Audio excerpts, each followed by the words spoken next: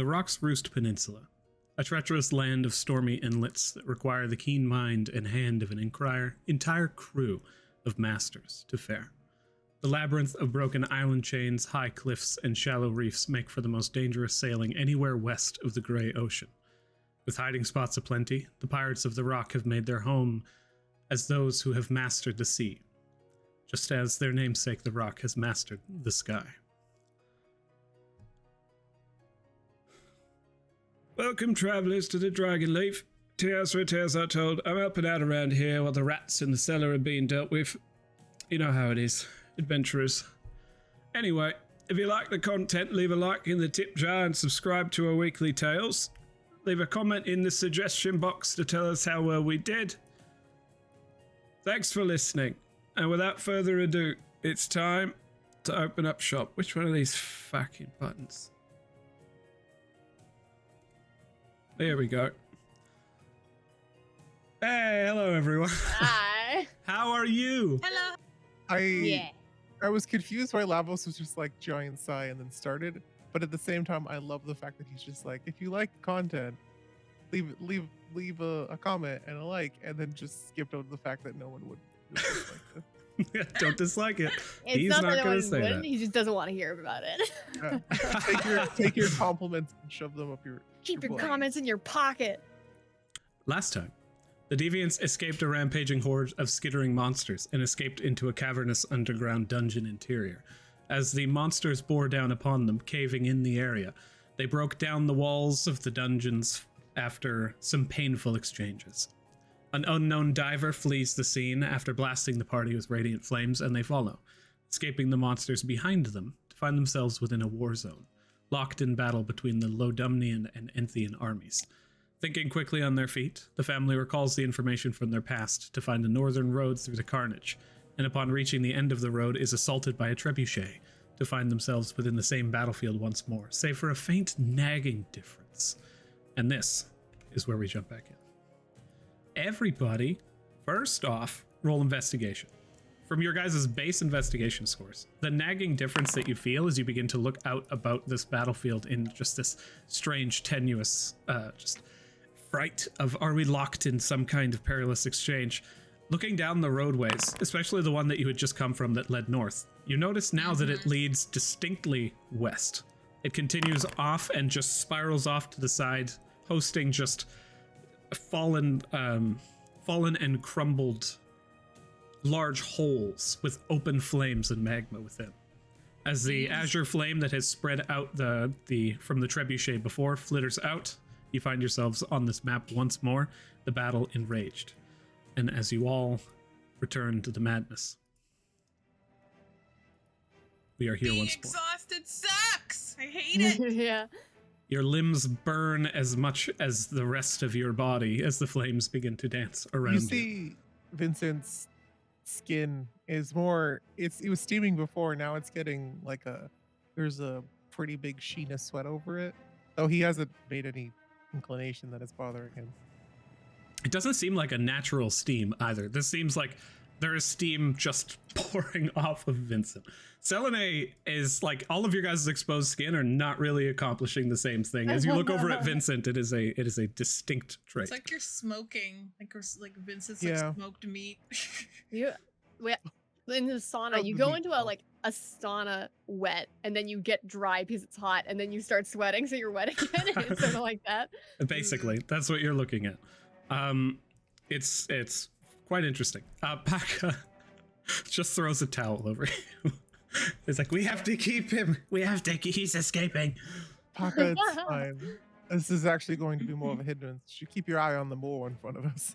He runs around staying outside of range, but as you appear in this war zone, I will need you all, once again, to roll initiative. The first thing that happens, and this is more of a spotlight, actually, rather than an initiative, but as I bring you all into the encounter, right away, these knights continue to fight, and you can see still at a heinous disadvantage. This one pulls rear a hand, grasps into the open air, and as he pulls back, it draws out a line of sunlight. He leans back and pulls out a javelin of flame that hurls forward, and the knight in front brings up the shield to block it. It penetrates directly through and through the chest. The Enthean knight on the left falls to the ground defeated as this one turns and dies from the knight in front of you. The battle continues in this just heated exchange. The Enthean soldier in front pulls on a holy symbol at his chest and just tears it off, and as he does so, you see it just unleashes a gout of blue flame. He reaches forward and just touches the other guy, who screams in agony as the flames coat his entire body. As he hits the ground, you see him frozen, as though literally frozen, hitting the ground behind and then moving stiff, his face blue and colorless, as they turn their attention towards you, and you arrive on the battlefield once more. What do you do? Can I ask, the holy symbol, is it the moon goddess? He clutched it under his tabard, tore it out, and then it was ignited. You didn't have time to actually see it. It was obscured the whole time. Okay. Cool. And Jojo, at the beginning of the spotlight, you're up. Everyone can act on a spotlight, but Jojo gets to determine the action that sets the scene, and then we move to the next spotlight. Oh, okay. So I could just like disengage and run? Totally. This is somewhat of a narrative thing. Think about how you can use your abilities and your skills and such to your advantage and just do it. So we have an inkling that we need to head north, right? Judging by where you guys are looking around, the smoke is obscuring the area. Everybody roll perception.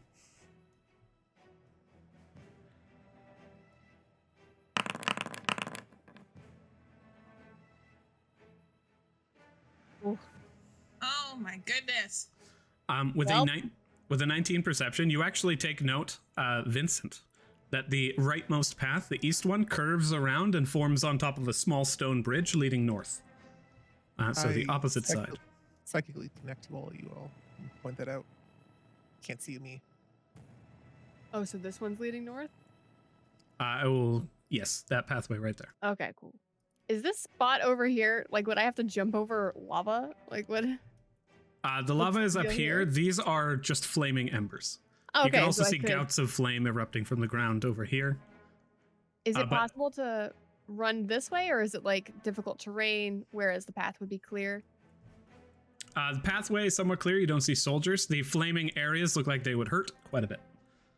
Okay. Well then, I'm just gonna attack this person. Oh wait, do we want to not attack them? What do we want to do? So we don't need to be so like rigid in the structure of this. You can just narratively say a thing that you do and we'll go with it in this instance, because it's not really like, okay, this turn and then that turn and then that turn. Everyone can act, but you're setting the spotlight. Then I think Jojo's gonna like sort of try and like step in front of everyone and then like hold her position so that she can like get her friends past these guys, and if they try to attack, she's gonna like get in there and try and take the damage instead. Slick, as you run forward, go ahead and roll intimidation to draw their attention towards you.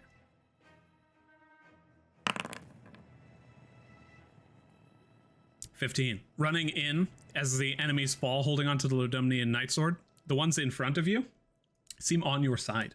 They almost seem emboldened by your actions. And the other knights behind seem almost frightened with this massive group of more soldiers. This knight here attempts to flee, and the other one takes a swing at him from behind in attempt to bring him down. Missing, this knight runs, throws down a blue flame that just begins to erupt across the ground as he flees to the north and rejoins with several other knights. And the pathway in front of you at current is clear. These two knights move out of the way and begin joining other fights. Nice. I mentally send a connect with Selin in the back of her head. If you encounter one of the blue knights, hold out your the magic item I gave you. Maybe cast a spell from it. They'll think you're on their side and then they'll leave you alone. She like ting slams the bracers together. Okay. And he will move forward using Jojo's distraction. Not that he's invisible, so they can't see him anyways. Everybody charges forward, yes? Yep. Yes. Alrighty. Matilda, I will move you as well here. As you all begin to run up, taking note of these knights to the side, they begin to turn their attention towards you. On the left, the fight gets heated as these individuals continue clashing. And the blue knights that begin to surround you, Vincent, attempt to take a perimeter as Selene runs alongside you. And so too. I am invisible, so they can't see me. That's absolutely true. Selene runs this way. Bladebeak runs this way. They are... I will say Killian has an Enthean sword. Yeah, both Killian and Selene have Entheum swords. Or Entheum stuff. Magic items. Here's what I'm going to say. For the most part, Selene's been using her mace, and I don't know that she's clued on to that quite yet. I just told her, and she just to use the bracelet together. The bracers, yeah. Not the sword. And Killian, I don't know. I'm going to roll dice, but one way or the other, these three roll perception to attempt to note the individual invisible running through the field, and do not take note of your footsteps that you are leaving in the ash underneath you. Selene begins to run forward alongside Bladebeak, but Matilda, as these three begin to turn their attention towards this group to determine friend or foe, it is your spotlight. What do you do? I am attempting to use my lovely team party members as cover, or try to find the most safest way to maneuver, because I got no shoes, so I'm trying to use the terrain and my friends as my advantage as possible. And I will engage if needed, but right now we seem to have it under control, so I'm just trying to not die and feel unconscious. Okay, I will say roll survival to determine the best, safest pathway through this area. Fuck. Oh no. Are you sure it can't be acrobatics? No, I'm kidding. Yeah, nope. Why do you don't even have proficiency in this skill? I do! Well, she does now borrowed temporarily. knowledge. Temporarily, that's true, yeah. Yeah, that's why I was asking. That's very true. With a 15, you basically like keep an eye out on the location of the battle and the flow of it, and you can see when the movements begin to wane. These knights begin to be pushed back. These knights begin to fight each other as this Lodumnian knight falls, and these two begin to join a northern fight. Mm-hmm. Several pathways begin to open, and you see them kind of discern a nice little straight line through. Utilizing this ability, the three Enthean knights here, I will have Selene, Bladebeak, and Selene and Bladebeak will roll just to see whether or not they have any kind of effect on these two. These knights begin to move in. As they see these weapons wielded by what they had just witnessed before as Lodumnian knights, they just take them as spoils of war and begin to run in immediately as they take a few slashes towards Selene and Killian atop. The blades are deflected for the most part, but Selene does take a little bit of damage, and they lean back and kind of in this just spell sword fashion ignite the sword in blue, scraping across her chest, and she takes an additional 4 points of cold damage as the blue flame begins to dance across her. She's, fuck, I'm not looking too hot anymore. Although these scars, they're gonna heal up pretty well. She leans back and looks towards them. She's like, fuck. I didn't want to have to do this, but I guess it's time. Everyone run! And begins to turn around to attempt to disengage and flee from the knights. Matilda, you have carved a path out, and your allies gain that little bit more ground forward. I say to Selene, disengage that way. Vincent, your spotlight is up. Seeing everything going on and them starting to be surrounded, Vincent's going to go around to the back of these guys, still invisible. And he's going to attempt to trip them up, maybe using his tail or his feet to give his allies advantage getting through. They won't drop the invisibility, so. I'd say go ahead and make a shove action. Athletics or acrobatics versus their athletics. 6. Your 6 beats their 4. As you trip them, they basically clatter into each other and it's like, you fucking idiot, this is life or death we're talking about. King and country. We will claim them. We will finally gather the world. Come, onward. As they fucking pick themselves up and they just shore each other, slamming each other in the shoulder in this just show of bravado. They begin to move out and they move to attempt to deal with these two. However, they are currently prone. Can I grab some ash on the ground? Maybe even take and like chuck it up at them to try and like distract them. Roll perception for them. I guess if you're holding it, it dissipates. So as they are now kind of like just slam it to the ground, dust everywhere. Dust comes in, ash flies into their eyes. Though heavily armored, blasts into their helmet and kind of begins to obscure their vision. They are distracted. You see the fight continue. This knight up here gets slain. And these Lodumnian knights begin to move, approaching you. Everyone move. I think we need to move our characters in Foundry for it to count. Just an FYI. Everyone's running and rushing forward. As you reach the halfway mark of the battle, the pathway is relatively clear. You see that there is a safe path to traverse, and as you guys continue to run, everybody roll perception. And who among you has the lowest hit points? I think it's Killian. I believe it's still Jojo. Oh no. Oh no, a good one. Or hit points. I thought you said the lowest perception.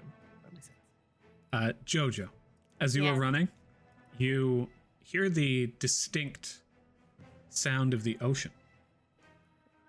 It's featureless, sourceless. You see the battlefield stretching out in front of you, but as you hear the ocean, it takes itself off of the main path, still in this direction, but it does not traverse or go over the stone bridge that you see before you. It travels off a little bit off to the side.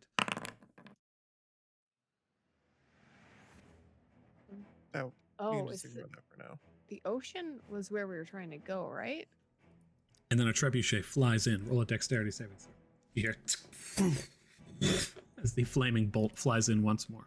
Oh. Fire burning, ocean still, Rosen Arch. Remain alone, lesser need, I don't know. Sorry, where did you say that I heard the sound of the ocean? Not on the main path, but slightly off of it. Still heading northwards. But you guys have basically run off and are now off of this individual map. Oh, okay.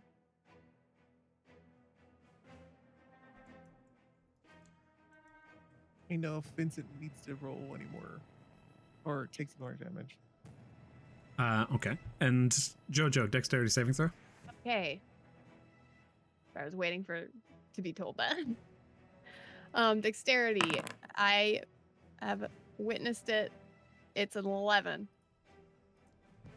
I have 13. I have a -2 from holding this damn Tiamat person.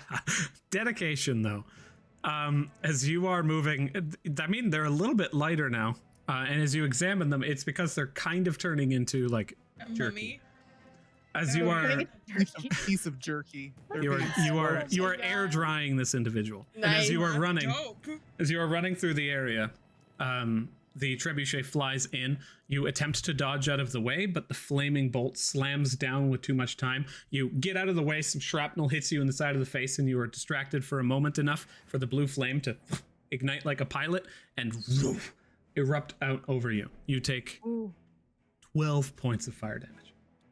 As that happens, the scythe of the Sky Reaper sort of like sucks in some of the heat from the fire.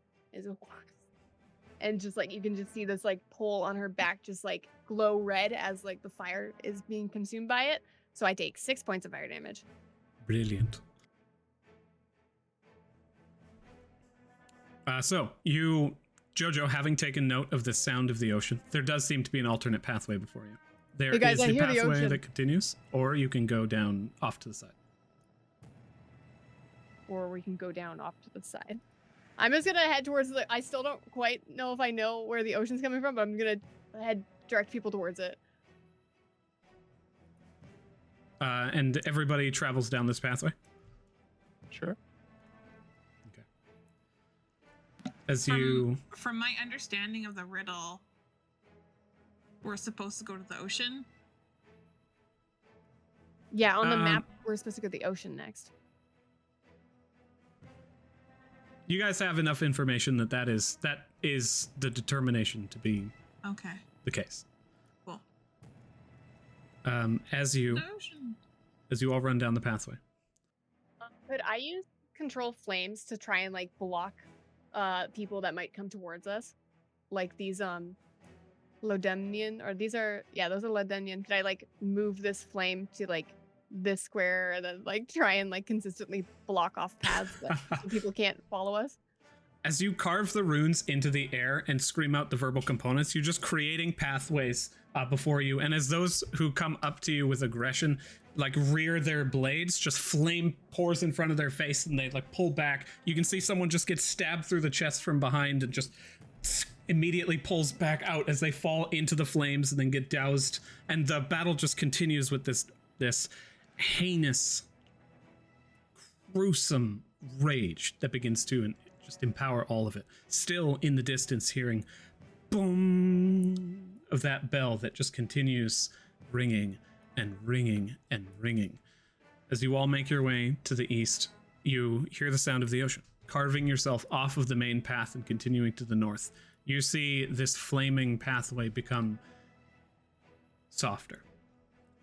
Less of this trodden stone. You begin to move out, and as the sparks around you cease to fall, and the ash at your feet turns into, over several hours, coarse grass. I need everybody to roll two Constitution saving throws to fight exhaustion. This will be DC 13 and 14.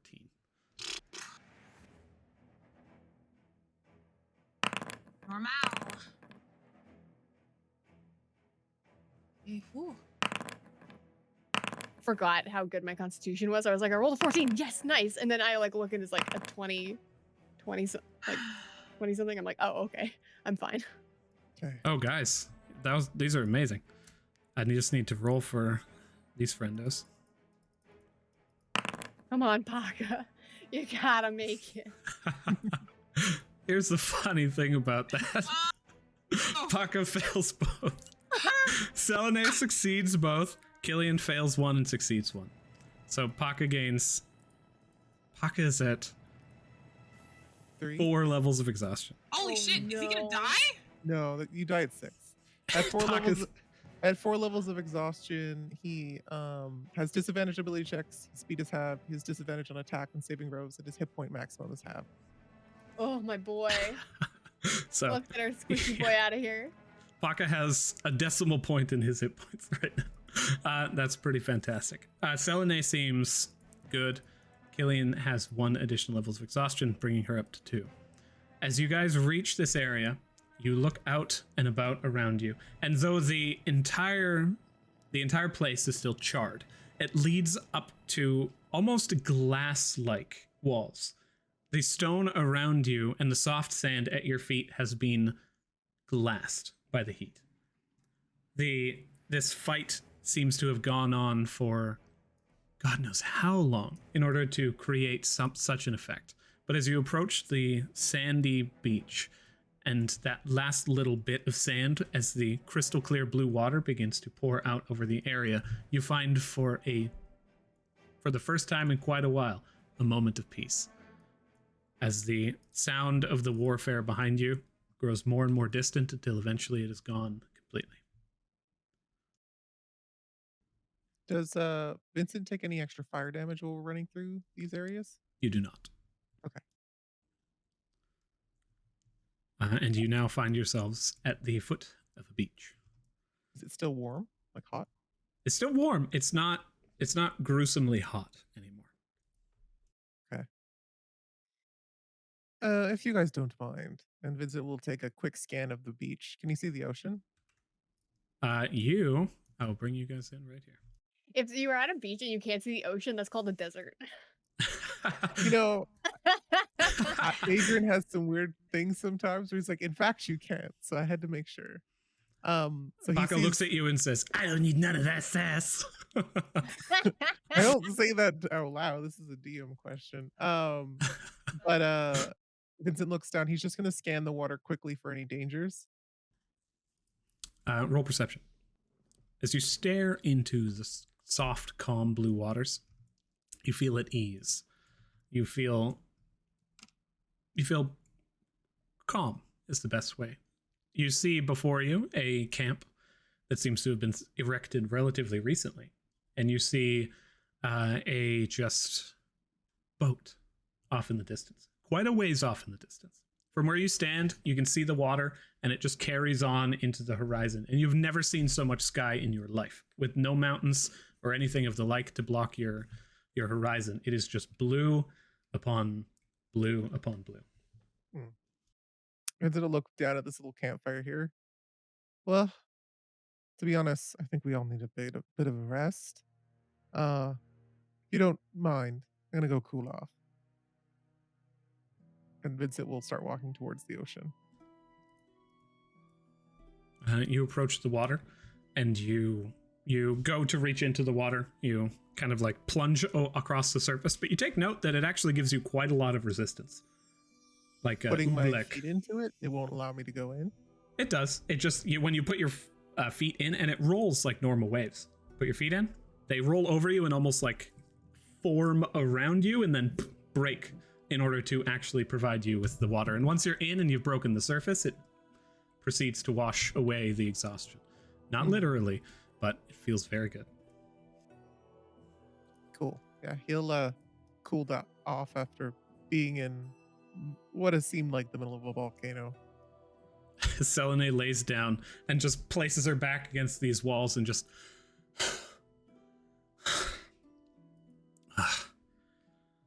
not good at this. Is this a sanctuary? God, I fucking hope so. we spent some time here. There's like an army of Sahagin that attack you, but there's some kind of a thing to it. I remember we got through it pretty easily. Campfire or no campfire? I'm good on warmth, I think. Yeah. Selene walks over here and places her hand on the wood to see if it'll ignite the flames. It doesn't. But then she leans back and it's just like, just exhausted and almost delirious, just plants herself in the sand and stares up into the sky. Hey, can I ask you something? Yeah. What family were you with before? I don't know if we ever heard that. Roll a saving throw. Selene takes 7 points of psychic damage. Are you okay? No, stop. Back up. Stay away. Oh. She leans back, moves towards the side of the stone wall and kind of like pulls herself in. And then she's just like, I can still feel it. She begins to just tear backward. You see her begin to throw things off of her, nigh on invisible. Nothing that you can see. Nothing is happening. But to her, it seems more real than anything. Jojo like looks over at Matilda and makes eye contact, and to Vincent. Vincent's currently swimming in the water. Is he far though? He's like here. Oh, okay. Matilda's just like sitting with like watching like this. Just like it's like staring at her. And I want to see now that she seems to be having another thing that's similar to a PTSD flashback. Can I roll medicine to see if I understand what's going on? Please do. I'm gonna bless myself. You mean guidance? Oh yeah, sorry. Guide myself.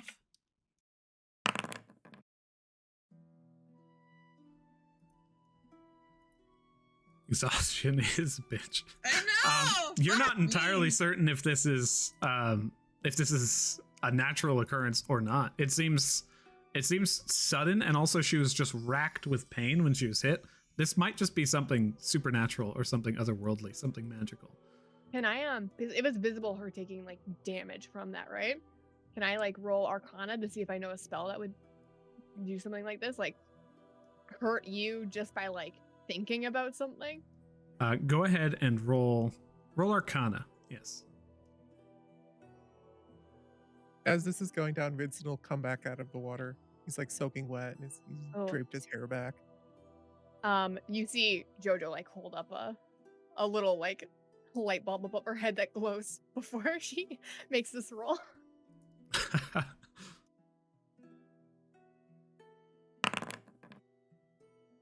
Oh, hell yeah, baby. With everyone gathered together, as you begin to attempt to look into this, roll a wisdom saving throw. Ooh. Also, he's not invisible anymore. No longer Come concentrating. on. Oh, yes. 18. 18, wonderful. You feel an intrusion into your own mind, and 18 fails. Oh! Oh. You get spiked with a lash of psychic energy. And from what you understand of 7 points of damage. I already applied it to your character, sorry. It was a habit. But as you are lashed with the psychic energy and you find yourself nearly unconscious, you kind of reel back for a moment, and as you're thinking about this kind of spell, like, as far as you're aware, something like Bestow Curse couldn't be something so powerful. It would have to be an incredibly, like, high circle spell in order to actually manage to damage someone to this degree. Just at a thought.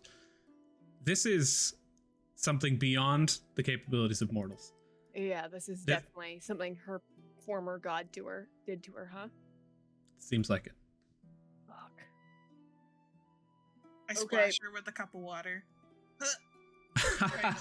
Seawater? No, like my water. Gotcha. What's going on here? Nothing, don't talk about it. Don't. There's nothing happening. And then, like, you see Jojo, like, sort of, Jojo makes, like, tries to, like, stealthily do somatic components to message towards you, Vincent. Hoping that you sees it. You see it. His passive perception, it's not that low. Like, he'll just enter your mind, basically, and be like, yeah, that's what is Jojo was hoping. Selene can't remember a lot of stuff, and it, like, seems to actually physically hurt her when she tries. I think, like, her former god, like, cursed her or something, so she can't even remember. Like, I just asked her what family she used to be part of, and she just, like, well, it narrows it down a little, I guess. The spiteful ones. And then I got hurt trying to figure it out. That do be how gods do. That do be how gods do. You can just ask the office when we get back. It's not like I'm talking in Jojo's head. We were keeping this on the down low so that the god couldn't hear us, because apparently, or something. Selene that doesn't hear. Yeah. Or maybe it's the god. I don't know. Anyways, okay. Vincent just kind of like sits down into the sand next to everyone. Well, now's as good a time as any to rest, I guess. Paka, do you mind bringing out some food and water? As Selene is splashed with water and Paka is like looking over in just like he's as worried as he can be while staring up and like heaving aggressively. He's like, yeah, slams his face into the sand and just begins to burrow forward, dragging himself in as he reaches into his pack and like pulls out food and then continues to drag himself through the sand. Reaching up to here, he just like begins to place out small bits of food, attempting to make the rations that you guys have as much of a picnic as possible. Just let us into the bag. You can rest. Okay. He just turns around and flips the bag onto his stomach. Selene, as she is splashed with water, kind of looks towards all of you and just seems kind of embarrassed, and then stands. Jojo pulls out a potion of healing and hands it to her and just says, "Sorry, I won't ask." Sorry, I don't know. Sorry. She takes the potion. Because I feel like something's wrong with me. Well, something's wrong with everyone, dear. However, yours seems to be causing you some sort of pain. Either way, we'll deal with it at a later date. I have two voices that live in my head forever, so the fact that you're kind of flailing around on the ground, not so weird to me. Thank you for standing as a testament to what could be. I don't mean that in any way other than genuinely. It's nice to see a kindred spirit. And she looks towards you and gives a nod. And then she looks towards Jojo holding the potion in hand and looking over towards you, and you're like, here, take this fucking blood down the nose, out of the ears. And she's like, no. She hands it back to you. How do we all rest? Maybe hold on to that for now. Something shows up, chug it. I've got a few. In his head, he'll call for Carson. Make us go grab some food. Paka kind of passed out. I think he's 10 feet over there.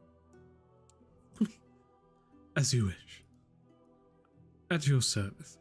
And he'll basically spend some time casting Invisible Servant. So Carson will be that Invisible Servant. Your unseen servant appears. Do I have a token for that? I do not. I will put the Dungeon Master in. Go ahead. Does anyone have shoes that they're not using? Not in your size, dear. Yeah, mine definitely aren't your size either. Also, I don't think I have extras. I could check. We can maybe work something out. We have some bits and bobs in the bag. We'll figure something out within the hour or so.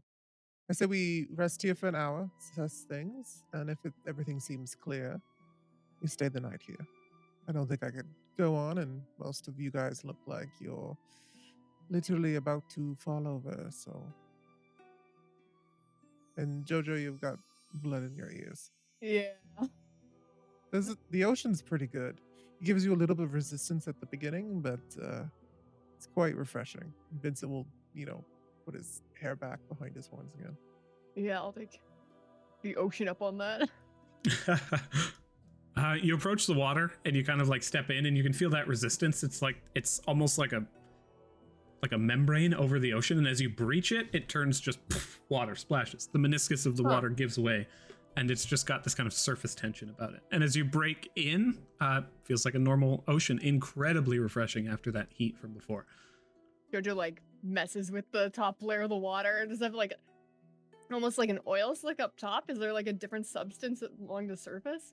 No, that's the weird thing, is it seems just like completely ordinary water, but the same thing happens when you mess with it and you press it. It's just like bloom, bloom, bloom. And it's like, it doesn't seem like a time thing, yeah? No. Oh, weird. Okay. What happens if you throw something on top of the water? Does it like... I'll try and skip a stone. You skip a stone, it just skip. It just Nice. like you threw it across the ground, and then eventually as it rests on the water surface, it remains there. It never breaches the top. Ooh. It just begins to move with the waves as the waves. So if we were light enough, we could just walk on this. Perchance. Huh. I wonder, I mean, Featherfall technically, it doesn't last that long. Okay, I'll try this later. There is a boat over there, Invincible Point. You mentioned a boat, right, Adrian? You saw one vastly off in the distance. It seems like someone else was here and has already fled this place. Based on the loose camp and the boat that is now just gone. It's just a speck on the distance. Do you take a vial of the ocean water and put it in my bag? It's like, it's super hard. Like putting the vial in, it's just like not going. And then eventually you just kind of like karate chop, break it, scoop it up, cork it, and you take a vial of Oobleck ocean water. Yeah. In this little spot here, this little corner, like overlooking between the rocks there, I'll tell Carson to put up my tent. In which location? This one. Right there? Oh, it's purple against black, so it was like, yeah. Most wonderful. Well, we'll see how things go, but we've been through a lot today. Good job. We've survived. This is fantastic. Dude, survived, yes, but I wouldn't say it was that bad, dear. Paka's just, he's starting to just, I got rations. I'm here to beach. This is the best day ever. He does have a point, dear.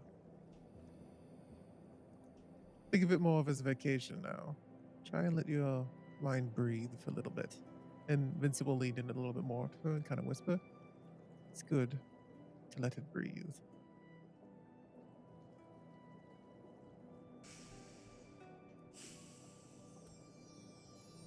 Just sits back. Paka dies. I'm just kidding. Paka lays in the ground. Selene begins to lean back, and as your calming words begin to just sit within her, she sits back and just closes her eyes and immediately falls into a rest. She says, we just need to make sure that we're Vincent would okay offer with her his lap as a pillow if she's willing to take it up. As you do so, if you lean down and you kind of just like guide her downward, the two of you kind of fall prone and sit together in the sand. The somewhat hard and glassy, but yet still significantly better than the solid flaming ground that you had just left. You find rest. Jojo, in the water, as you are swimming, you kick something slippery. That's bad. Don't like that. I think she's gonna dunk under and like open her eyes and try and look under the water. You dunk under, you open your eyes, you expect the water to get in your eyes, but it's just like pressing up against your eyes. It's really weird. But as you basically are like, you take a bowl of Jell-O and you're just like, whoop. That's what it feels like at the moment. As you open your eyes and look, you are face to face with this just fish person. You can see the scales, this like long distended mouth that sits in just like open sharp teeth, chitinous armor sitting around holding onto a spear that is just aimlessly staring, and as it turns its attention towards you, it just looks at you with these eyes that blink with 3 different membranes, and then it just looks back towards the beach and just sits there. Doesn't respond to your wave, doesn't respond to you really at all other than a faint look. It's like waiting for the right cue to attack. It's just sitting there. Something might spur these things on, but as far as you can see right now, it is just inert. As you begin to glance around under the surface of the water, you see easily 20 of them lined up in lines down the way. I will basically just give you a little view of what's going on right here. Okay. Don't like. Well, they did say there was something to do with these dudes, but they weren't that difficult, she said. I wonder if it's like a perimeter. So if we cross them, then they attack. Or if we light the fire, maybe. Vincent's already gone further than the perimeter. Oh, right. Huh. Okay. Jojo will head back to the camp and let everyone know about these people. You see Vincent as you walk up, both of his eyes just like slowly open. He wasn't fully asleep yet. And takes in what you're saying. Huh. Well, someone's got to be on watch. Do you mind taking the first one, Jojo? You seem the best out of all of us anyway, so. Yeah, I can do it. Should I might set up some alarm perimeter around us too. Yeah. Feel free. I don't sleep anymore. Well, I find it hard to sleep, so I'll always be watching. You seem physically exhausted, though. I think Jojo's mental capabilities are the sharpest right now. You hear in the back of your head, you don't need to sleep. Why would you need to sleep? It'd be silly to sleep. You don't want to do that. La la la la la la la la la la la. As it's just rest is pointless. Rest is for the weak. You're not weak, are you? That's why we chose you. You can't be weak. You can't be weak. You won't be weak. And it just doesn't stop. Every day I get closer to lobotomy. No context. Partway through the rest, Vincent will, if Selene gets like probably an hour in, he's not really liking the glass in his back, so he'll nudge her awake and he'll head towards his tent. And then the back of her mind being like, this is meant for 2, so don't expect much tonight. I'm sleeping. And he'll walk in. She leans forward and kind of like, you don't know if she meant to say this out loud or not. And she's just like, it's not like we've done anything anyway, tease. And just begins to move over towards the thing and just fucking collapses on the inside of the tent. Nice. And that's it. You can actually switch out. You guys are free to go in and out of the tent when Vincent's not using it. Make this a little bit bigger. Do you guys have tents and or bedrolls as well? Yeah. I got a bedroll. Bianca has mine. Where do you put your bedrolls? So tent or bedroll? I think I was the only person with a 2-person tent. Yeah, I have a bedroll. Do cowboy Awesome. camping. Love it, love it. What my sister calls it. So that's badoop, badoop, badoop. So many bedrolls. Where do you guys place your bedrolls? I'll place mine like here. I want mine to be like here. Yeah. Who's this invisible person? Oh, that's the unseen servant. Okay.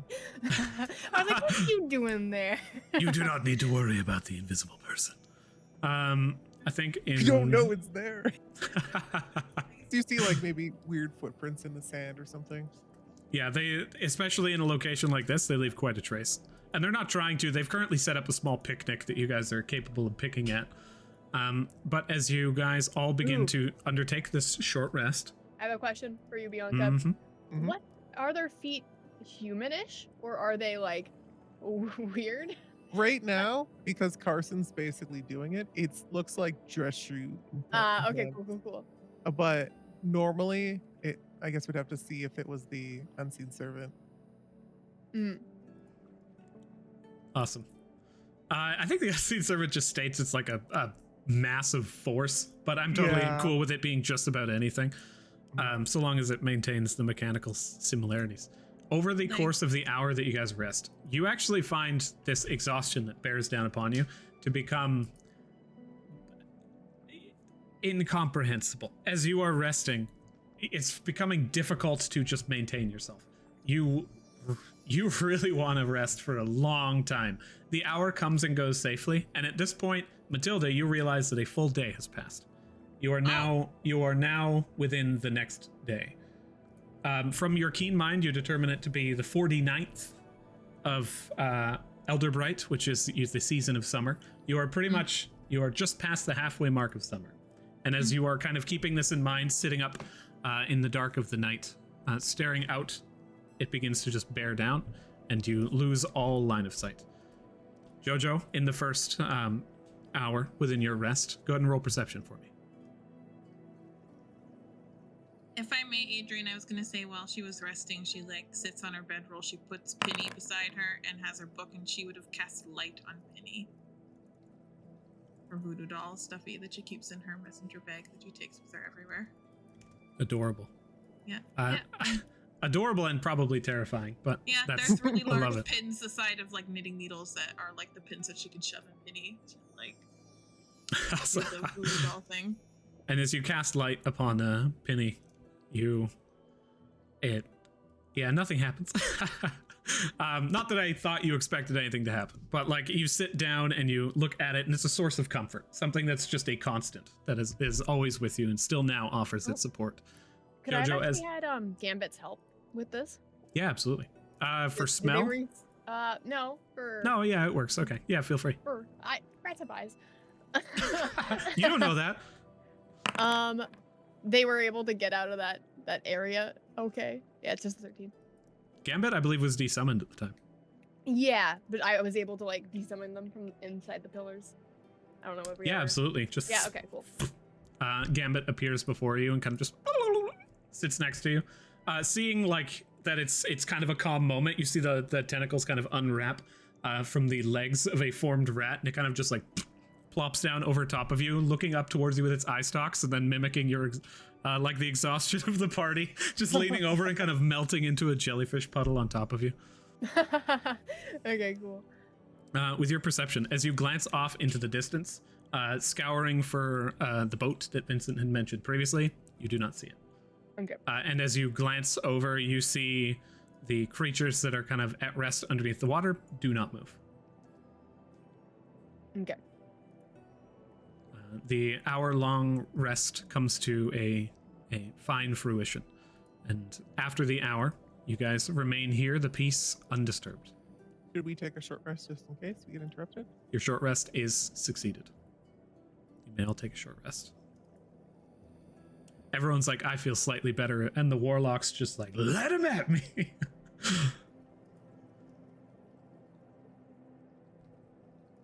Selene is actually a monk, so she too is like, this is nice. Huh.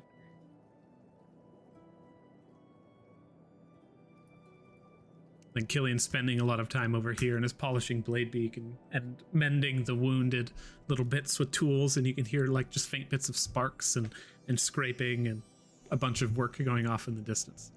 Okay, Kill, could I get you to identify that ring and that wand we got from those imps? I'm pretty sure it's a wand of magic missiles, but... Yeah, sorry. I was... Oh, jeez, I was focused. I can do that. Here, give me. You receive 2 magic items from Paka. He's wearing the ring and holding the wand, and he's like, yeah, using them like axes. But you take them quickly and identify them, and you find a wand of magic missiles. And you also find a ring. Go ahead and pop this open. A band of loyalty.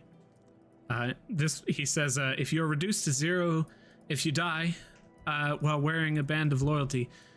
Oh, you instantly die. Seems like this thing funnels your soul somewhere too. Oh.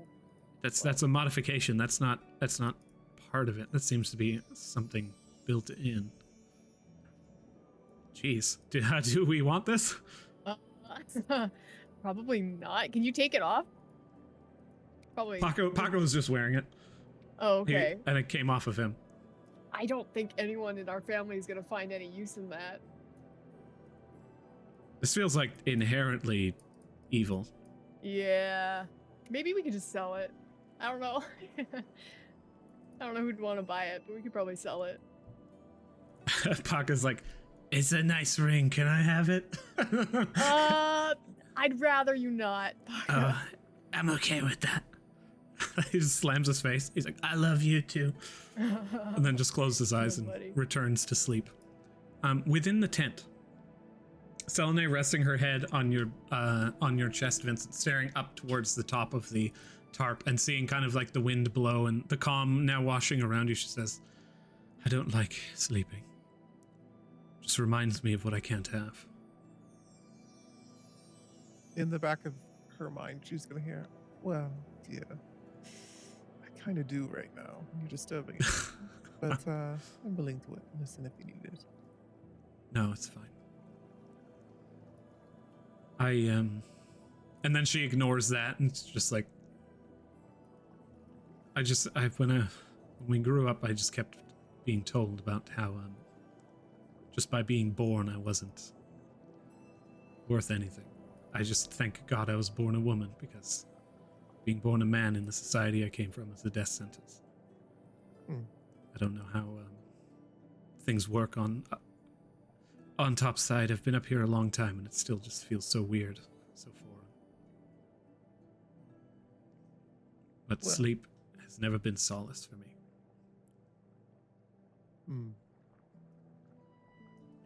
Sometimes it's better to just dream of nothing. I get that. I don't dream, it was taken. Taken from us as punishment. She leans up and she says, I guess I don't think you would understand. I think I understand more than you think I do. Either way, whatever is causing you trouble now, he'll lift up his hand and flick it against her forehead. We'll deal with it.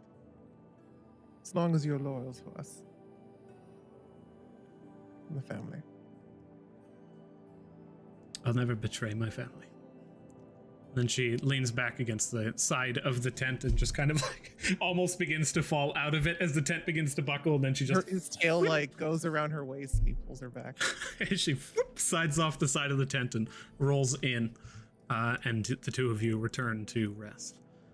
At the end of this hour, things seem pretty calm. Do you guys want to continue this rest into a longer short rest, or a long rest? But you are currently Long rest. Long rest? Okay.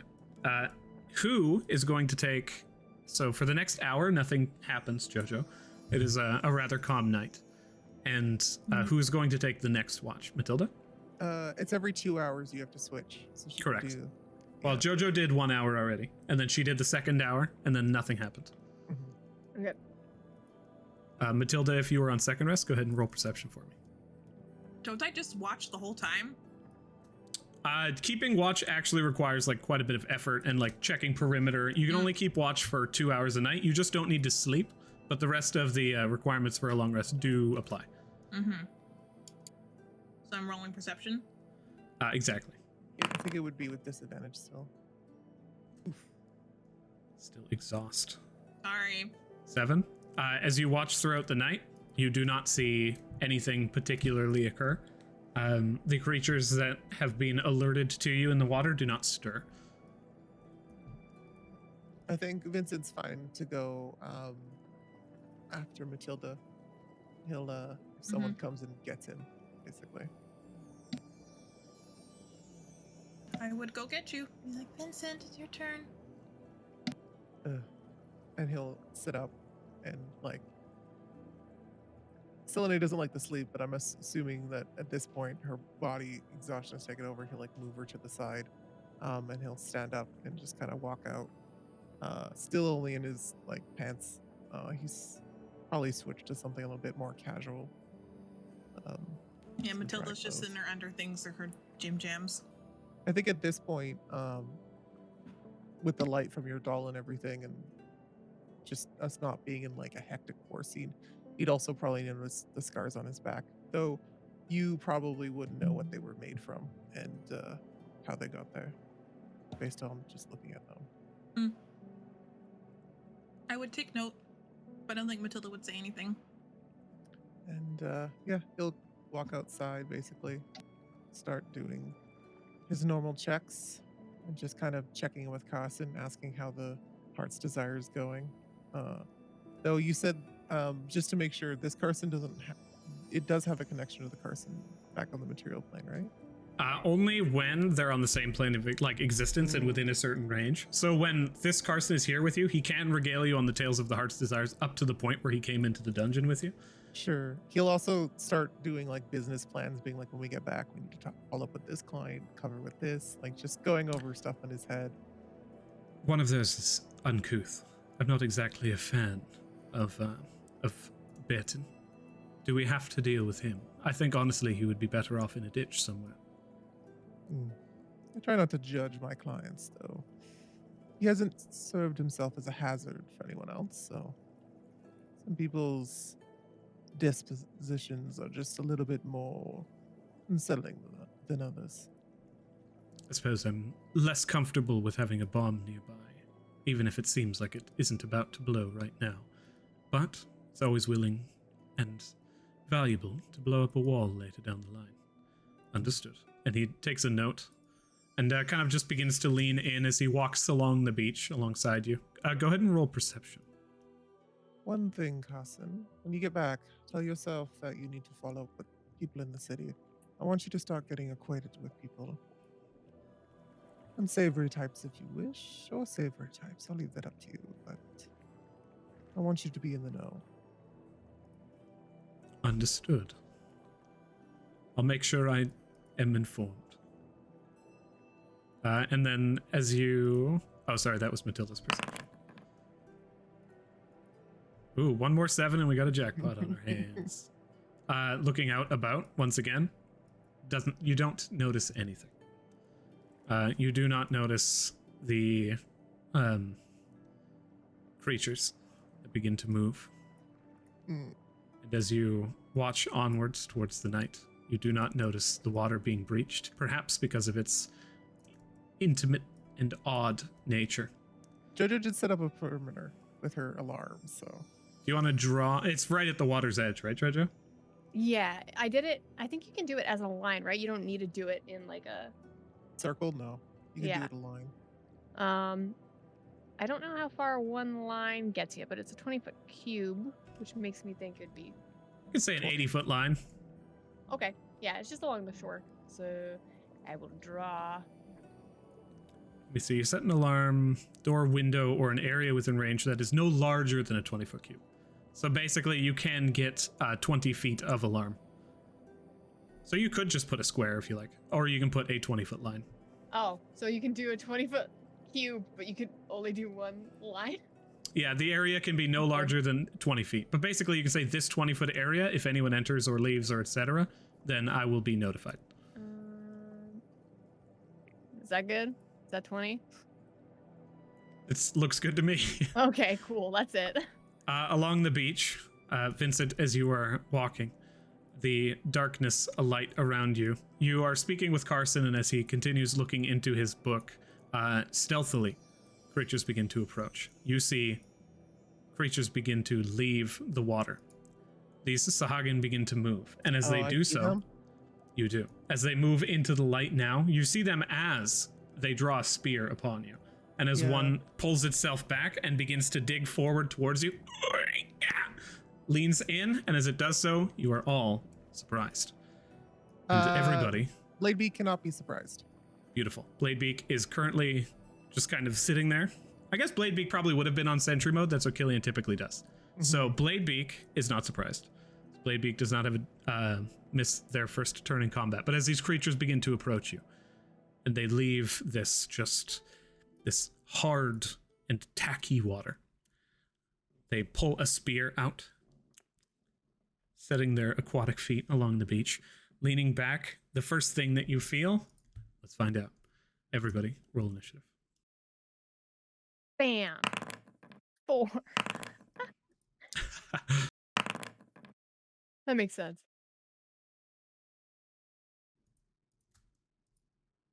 The creatures before you begin to move. Yeah. Vincent's gonna shout out though. It's a free off turn action. It's time to get up. We have new friends. They are surely uninvited right now. I don't think any of us have our armor on. No, Vincent definitely doesn't. I don't. Those of you who have armor that is not medium or heavy do not have any penalties to wear it at during a rest. So there would be no real reason, because it's equivalently comfortable to sleep in your armor. So if you're wearing light armor, then it's totally reasonable that you would have it on you. Only heavy armor actually provides disadvantages to rest. Sure, but Vincent described him leaving the tent, and I guess he could have put it on after he started going on patrol. That would have been something he would have done. He didn't sleep in it. It actually begins with Killian and Bladebeak. Bladebeak is going to spend their action rousing Killian from sleep. I think it sees the creatures and it's just like, leans down and begins to roll Killian until they open their eyes. What? Oh, actually, yeah, that's fine. I will give them the 20. At this point, Bladebeak will move down to where Killian is in the initiative counter. But still surprised. Selene begins the round, and as you call out Vincent, awakens. That is her turn. Vincent, your turn comes and goes as you call out to the party. Paco awakens. Matilda, you already awake, are just surprised at these creatures appearing and turn your attention towards them, and then the Sahagin go. This one turns its spear towards you, Vincent. Leaning back, it takes a vicious strike, and in time with your call, just bears down upon you. The first hit, you are not wearing your armor, correct? So your AC is 12? No, we established that when he came out of the tent with Matilda, he wasn't he was probably starting to put it back on, but he hadn't got it on. And then as he was going on patrol, he probably put it on. Perfect. Confirmed. So as it brings the spear back, scrapes across the side of the armor, and you look over and you see now the face of just this enraged creature. It opens its mouth wide like a hagfish, and you just see rows of sharp teeth leading in this just mucus interior. As the creature just tears in towards you, they begin their walk. The Sahagin continue. As they reach here, these two, Vincent, turn their attention towards you. And the last one reaches in, attacking Selene. This one attacks Paca. Bringing their spears back, they just begin to unleash them.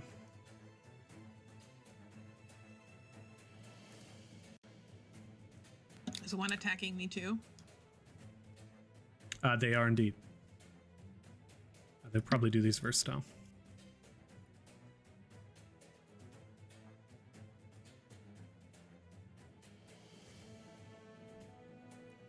So that's 1, 2, 3 remaining.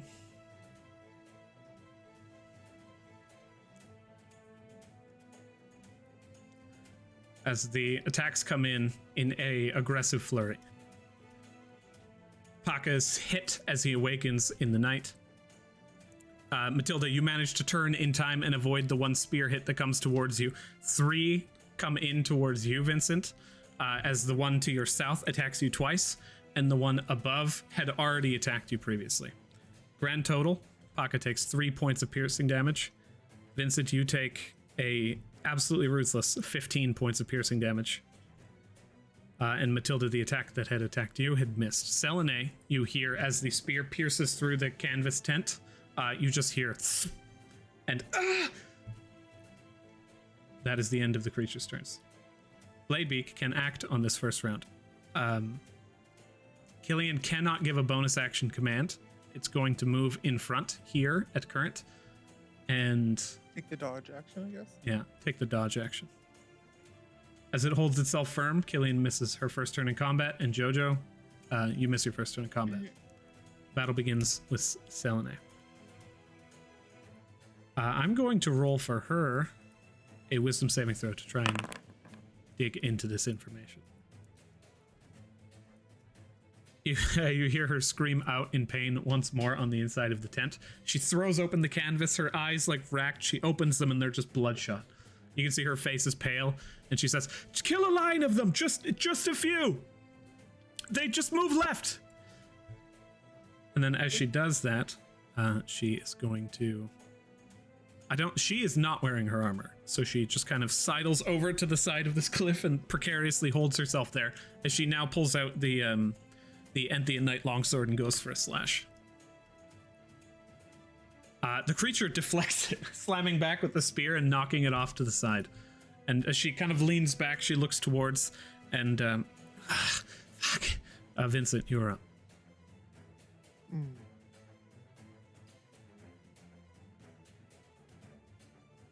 Cool. So these things, do they seem a little bit fire resistant? They came from the water. They still got water on them. Do I feel like fire might not hurt them as much?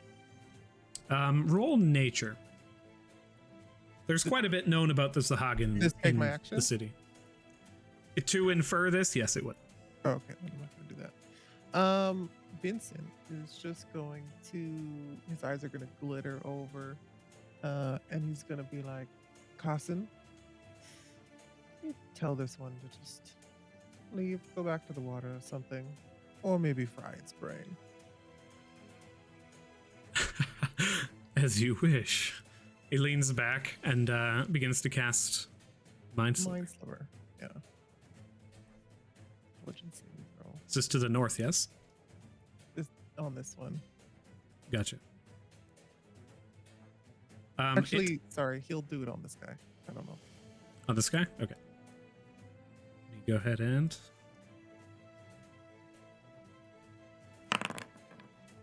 This creature does not succeed. As you blast it with a spike of mental energy, it takes how much? 5 points of psychic damage?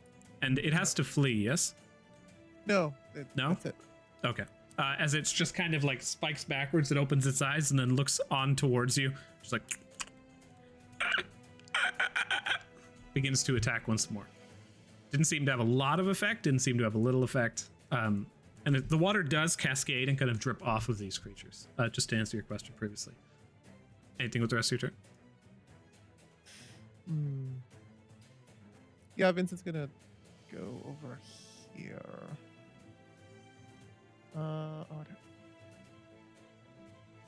Let's say 2 attacks of opportunity, I guess, if they wish. Will be both. I'll absolutely take those.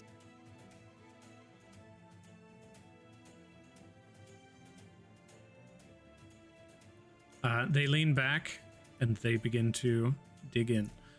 As the spear thrusts come in towards you in your attempt to flee, one of them manages to hit. You take 3 points of piercing damage, managing to avoid the other flurry that just hit the sand and dig up this glassy sand. And then at the end of your turn, Paka's turn. Paka is going to stand. He's like, ah! Come over here, Paka. Vincent will gesture at this spot. Paka immediately just rushes over towards that spot and then looks in towards the fight, and he's like, I breathed fire once. That was cool. Can you just dig into the ground and go under there? He pulls out a dagger. He pulls out a small vial.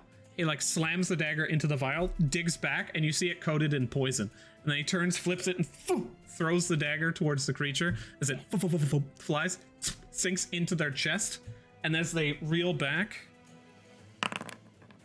they pull the dagger out and throw it down. They take 4 points of piercing damage. Paka has disadvantage to attack, by the way. Thank you. Let me roll again. I did not do that. It's actually a better roll the second time. But as the creature is slammed into, they are poisoned. Nice. And then Paka uses his remaining movement you have a burrow speed? You have a climb speed. He does have a burrow speed. He begins to brings himself about 15 feet underneath the sand and leaves a 5-foot hole, but is down there. 15 and then as he can actually go 25 feet down. He'll only go 10 though. Thank you. He will go in this instance just the 5. And at the end of Paka's turn, Selene. Okay. What do you mean a line? I think she just means two of them. What... She cries out, it's fucking, she points. They come this way. She draws a line out. They don't move. They don't take any other action. They just move from right to left. Oh, okay. Just stay out of their way. Stay out of their way. And as she leans back, she turns her attention towards the southern one, where the most of you guys are, and is going to erupt in a sacred flame as these individuals roll a dex save. You see them. It dodges out of the way nimbly, pulling itself off to the side, and just looks towards her. As it smiles for a brief moment, she throws her hands to the side, and the flame washes over them as they just barely fail their dex save.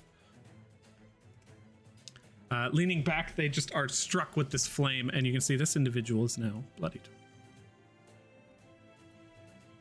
Taken aback by this situation and just wreathed by flame, Vincent, you are up. Didn't Vincent just go? It was, you guys are surprised. Most people lost their first turn in combat. Okay, that was weird. Vincent will cast Fly on himself. You see the keys come up, and he's going to ding a couple keys. This kind of ominous tune rings out, and he'll start. It's weird. It doesn't like hover in the air. It's almost like he like jumps up and then starts to hover up and goes up. He'll go up about 10 feet.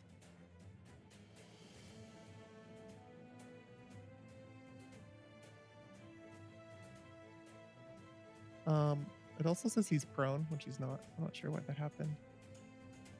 I just put that on you guys earlier when you all laid down. Yeah, but it affects the rolls, so we should take those off. Same with like, I'm not sure. It's a dark vision, concentration, and exhaustion. Are you concentrating on anything? Flying. Do you mind giving me the flying condition? Absolutely. And he'll kind of assess the situation and look out, get a bearing on his surroundings, but that's the end of his turn. Okay, go ahead and roll perception as you glean.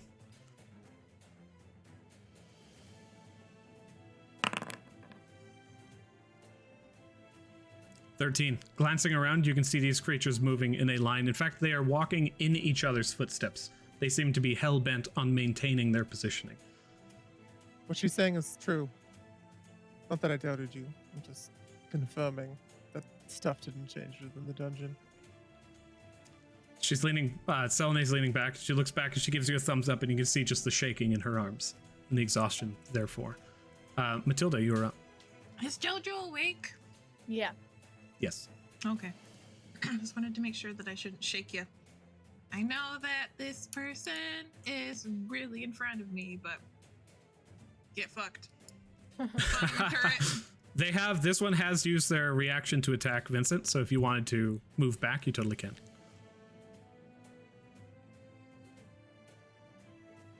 Can I move back? Yeah, of course.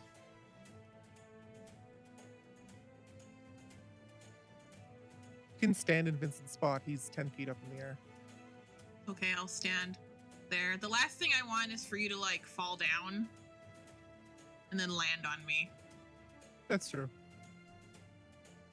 As much as I'd appreciate breaking your fall, my turret is very breakable. So just normal, yes? Indeed. Yes, you do not have... Yes, you are good.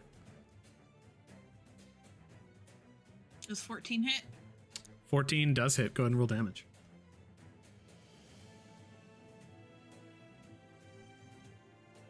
13 damage.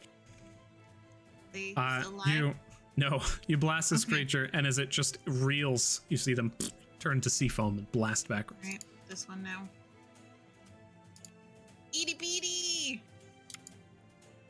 Which one are you targeting? Hold on.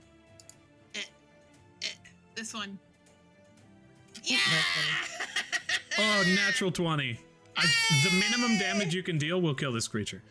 As you turn, you blast this creature back to Kingdom Come. It's very fucking dead. Incredibly, you see the entire body just erupt to sea foam that turns to just fizzling steam that blasts backwards. The gemstones from the center of the cores of these creatures fall and just into the sand beneath. Alrighty, and then that is the end of my turn. Killian and Bladebeak. Killian is going to tell Bladebeak to attack, take a step back, and then take a shot at this one in the back. It's just like, line! This line! Here's one! Turns back, plops down, takes a shot, and Bladebeak takes a force-empowered rend. Killian's shot comes through and slams into this creature's chest, bringing it back. That is 1d10 plus blah, blah, blah. Killian, the kill cam. Kill cam's very good. Bringing the creature immediately to bloody, it just rears back and then covers its hand as you see foam begin to cover the wound and just sutures it. Still incredibly damaged. This one gets rended by Bladebeak and is cut down across the chest, taking not that much damage. You can see it just kind of reform over itself. And at the end of their turn, Jojo, you are up.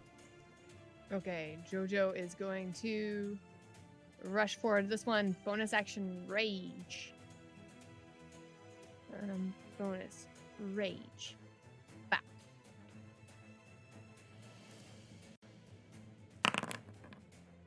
Didn't apply the buff to her. Oh, because she hadn't finished it. No, it still didn't apply rage. You need to hit apply active effects. Aha! The damage only does your other thingy. Yeah. There we There go. we go. 7 flowers and vines temporarily grow around you, and it's difficult terrain for enemies for 15 feet. That's cool. I've never had this one before. I think the vines are actually like the vine. Remember in the dream there's like that big vine that was like, it's on the side of the Lavender Cafe. It's like this 100-year-old vine that Ron loves so much. It's just those types of vines just like grow out of the sand around her and like wrap around the legs of these monsters, and she's gonna swing at this one. Each and every one of them, those vines I mean, has a beard and a pair of monocles. A pair of monocles. Not one, but two. Yeah, as I they was all like, kind of like appear out of the ground and just like gently begin to encircle them. Reckless. So that's 21 to hit. 21 hits, roll damage. So an 11. 11 damage. You cleave them in two, and the sea foam just washes over into the water.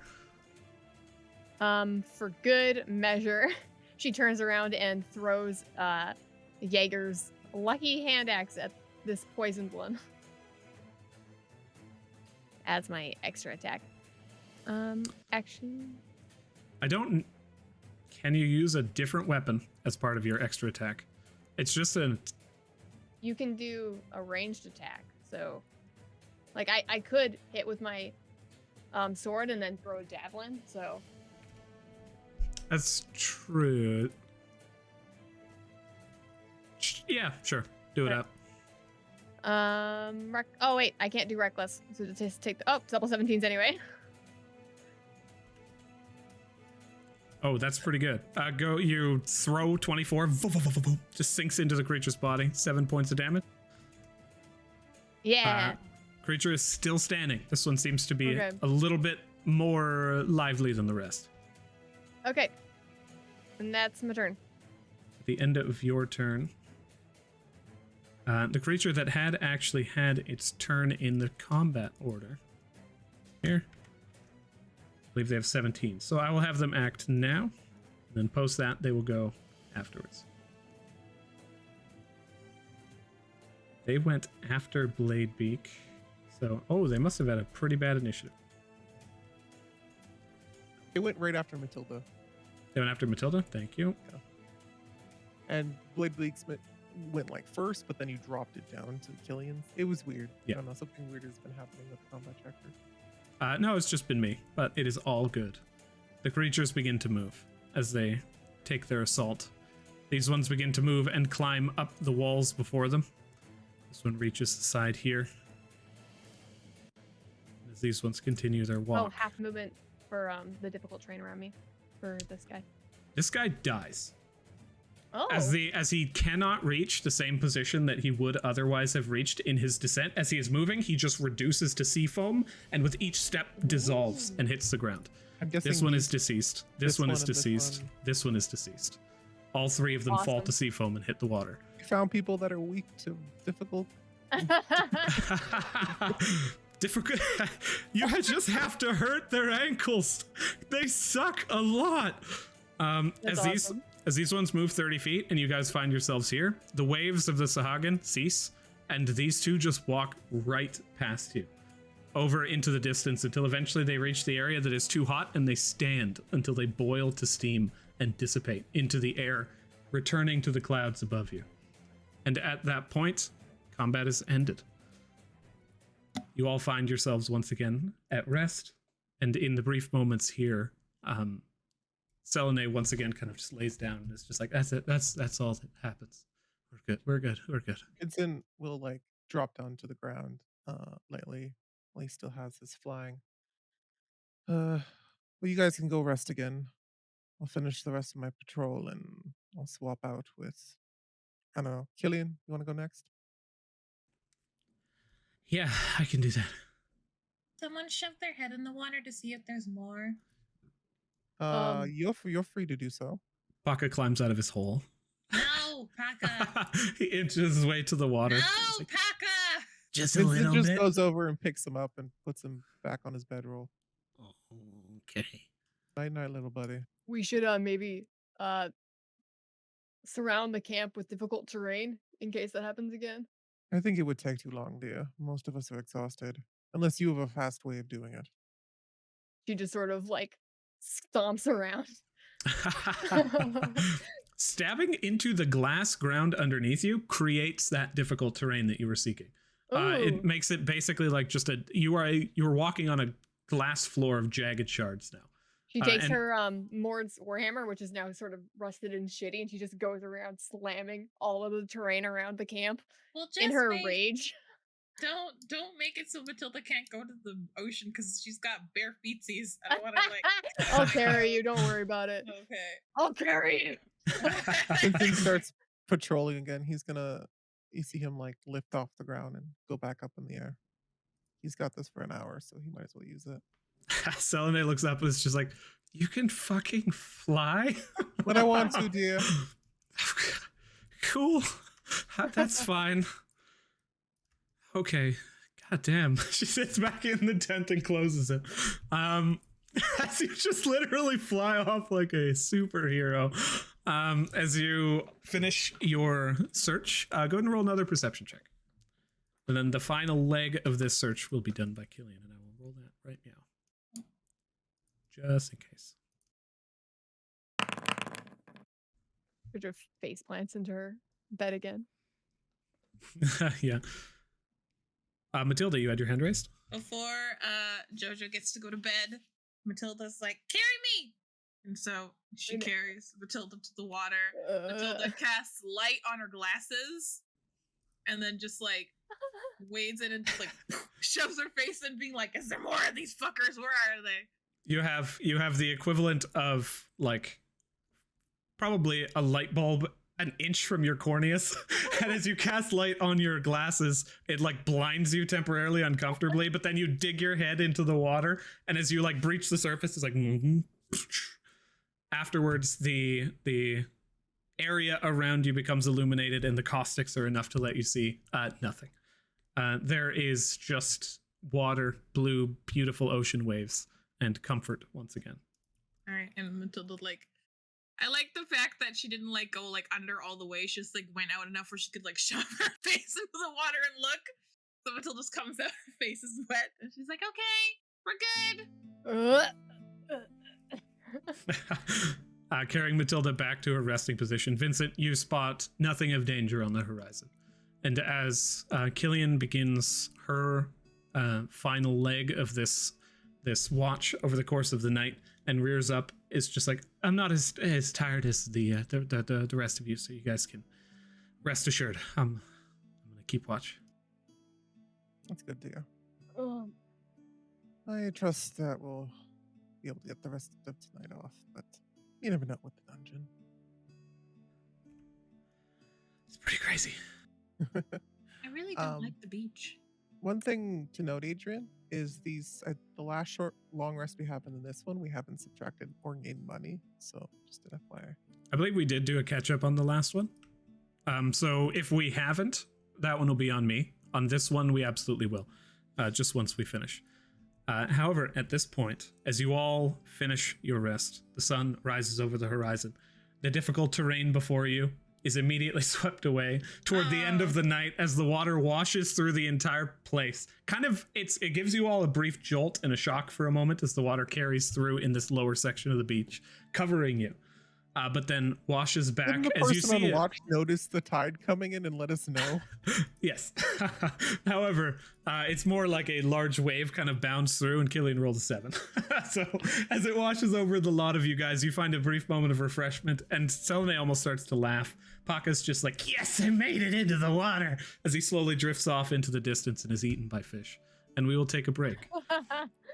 We will be back in 15 minutes. You have like this weird vendetta, like fantasy in your head of slowly killing Paka in every weird way possible. I think it's very funny to see this cute little creature just be like, I'm so happy, and just be carried off into the waves. But we will return shortly.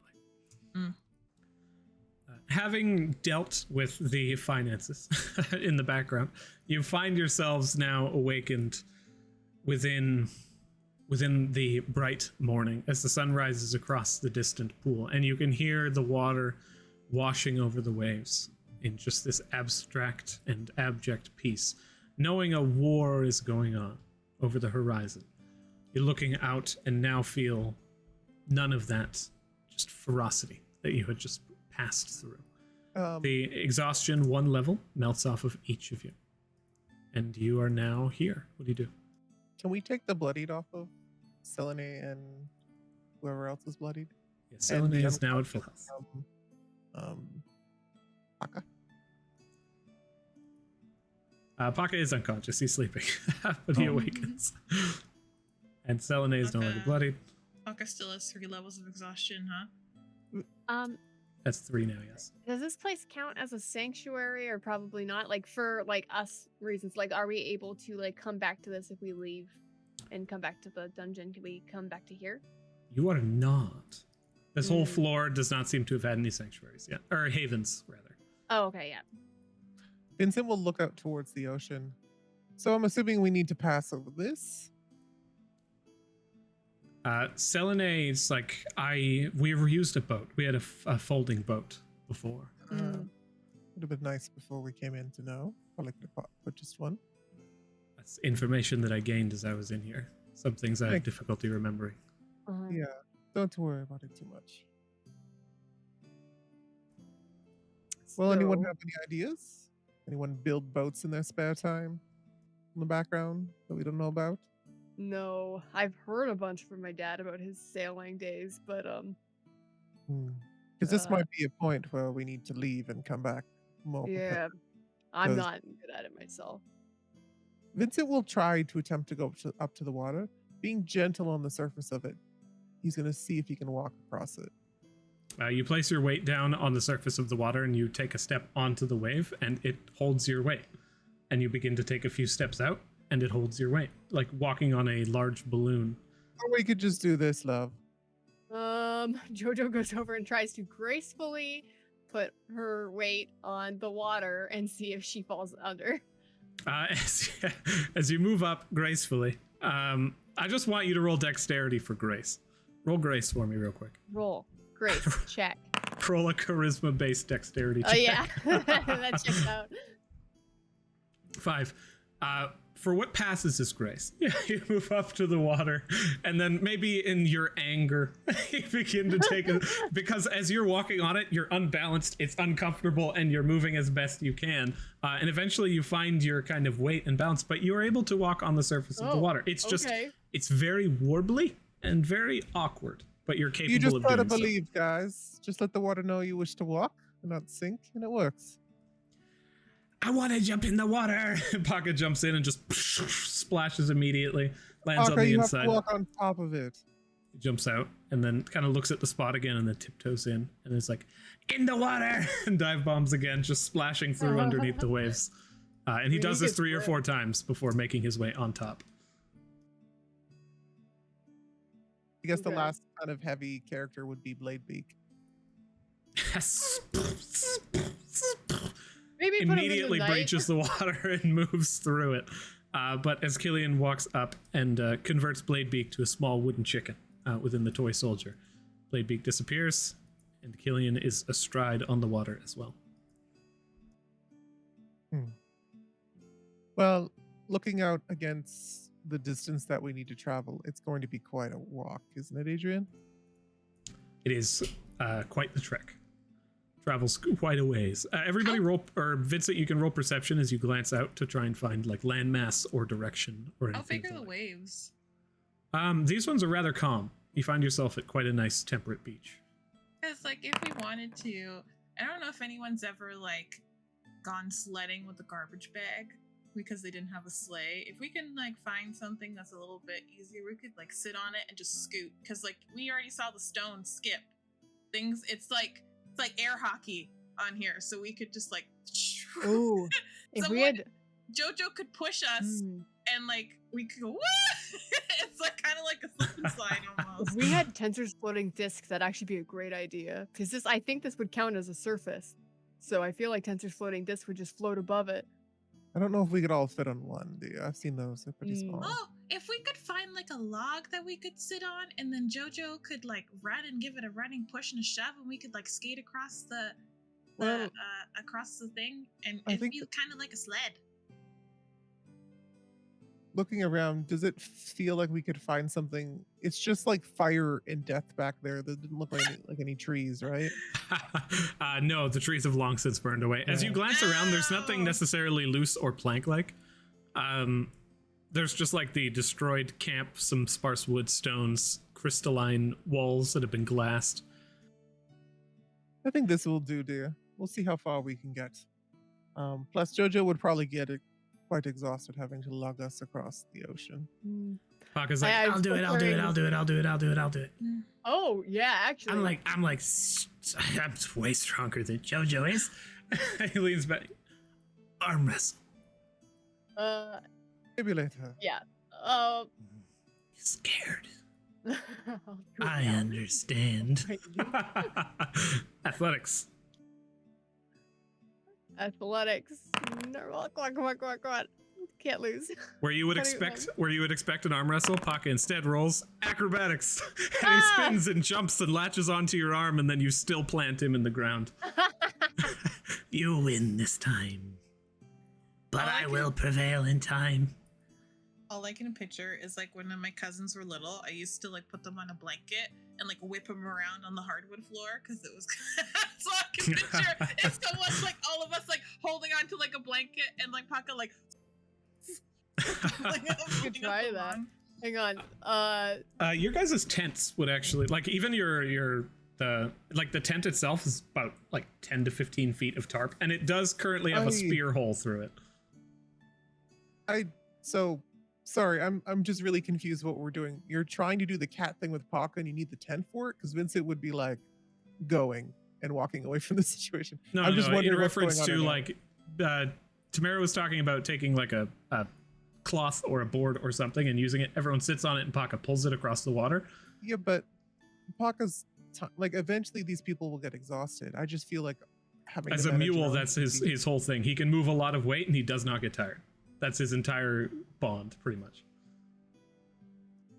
May as well try it. Do we have? Wouldn't it just like, it's not slick, it doesn't have a bottom. If he grabbed all of it, it would end up just like pooling up and we'd all wrap around inside of a big sack, essentially. Depends on how you, it depends on how you do it. I'm free to just do rolls right now to figure out if this is possible. Because like I don't really understand what's going on. Do the thing that you do, Selenay, find out if this is a good idea or not. Oh, she sits back and casts augury. Because it does sort of sound a lot like when people die from trying to walk on top of the plastic people put on top of swimming pools. She takes her holy symbols and throws them down, and then begins to kind of like read in between the wooden togs as they begin to clack together. As they hit the sand, she's like, this is just stupid sand. Like just tries to dig out a little area and finds solid glass, rolls on them, and says, that's woe, I'm afraid. Basically molds her a table out of the sand. Oh, thank you. That's much easier. That's woe, I'm afraid. This is probably not a great idea. What about the walking part? Walking on the water. Is that a good idea? Sure. This is taking up healing, though. Oh. We could always... I mean, people are still exhausted. We could rest here again for another day. If you just take a little longer, dear, can't you cast it as like a ritual?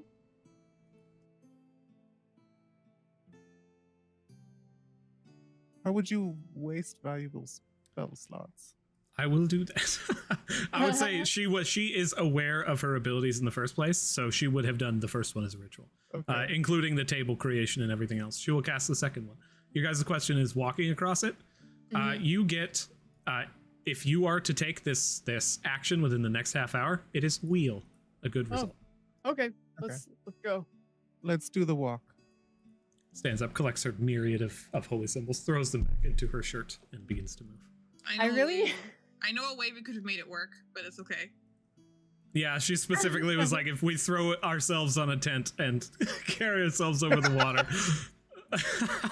No, you don't throw all yourselves on a tent. Basically, you take your bedroll or like your blanket and you tie one end so there's a handle for pocket to hold, and then you sit in the middle of it, and then you tie the other two together so it's like knotted. So you're kind of like sitting in between, like it's almost like a hammock-esque thing in the middle, and it creates like a weird little fabric canoe.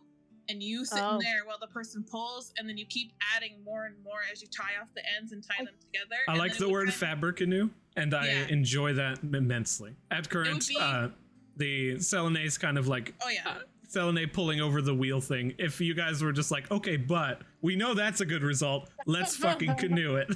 It would still just be like, yeah, fuck it. But awesome. It's probably about weight distribution, like how people, like you have to crawl on your belly across ice. Yes. Yeah, tricky. And you have to kind of make sure you sit like in a way that the fabric pulls over you instead of under you, so it's kind of like covering you. It's like basically, you know, when a magician pulls out handkerchief from their sleeve and they're all like knotted together. That's kind of how you would do it. I will cut the science lesson short for narrative. As you continue guys walking along the ocean floor. No, it's amazing.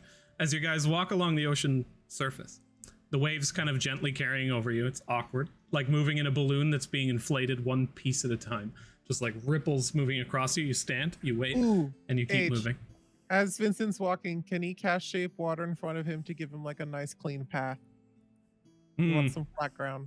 What's interesting about that is when you create like the flat path in front of you, you absolutely do. You're like exerting your force one piece at a time. And I like to picture that this is Carson like walking up and just like snapping his fingers and forcing it down and just like creating the red carpet for you as you walk along it. But as you create that, the sides just like burst upwards because they're awkward and form mini waves that then just like explode out and create little showers and like water fireworks off to the side as you're walking down the runway of water. Creating this, everybody walking behind you can also like partake in this just like lack of waves. And it actually makes quite this like just comfortable walk. And you guys walk for quite some time. You make it about an hour and you find yourselves in the center of an ocean. And it is surreal. It's actually quite beautiful. Looking out, you see nothing but an infinite sea of blue. This reminds me of when we first came here. That scene we saw with the knight. Oh, yeah. Roll perception. Something to think about. All of us? Everyone, yeah, absolutely. I'm Tom Cruise skating around because it's like kind of like a slippery floor. Ooh, 22. 22, 21. Perception? 16s. The 21 was an old athletics check. Oh, I see. Yes, it was perception. Nice. Thank you, Matilda. Mm. You guys glance around, and you see just the ocean of blue. The sapphire waves beneath you, and it's a welcome splash of color against the gray and the red and everything that you've witnessed recently.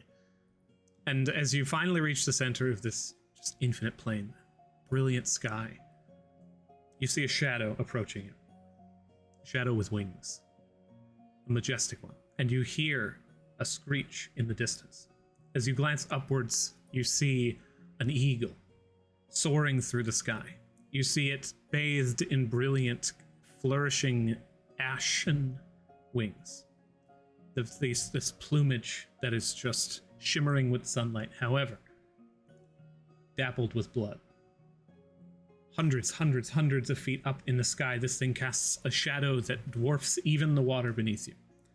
And as it passes by you, you look up and Jojo and Matilda, you spot figures atop it. Oh. You spot three cool. figures. A woman dressed in Valkyrie-like armor, wielding a spear that seems as though it could cleave the sky in two. And you spot a man, a familiar knight, the one that you had seen at the entrance to the dungeon, wielding the same weapons, holding the same shield that he had previously thrown to the ground. And as he flies past you, you take note of one more thing.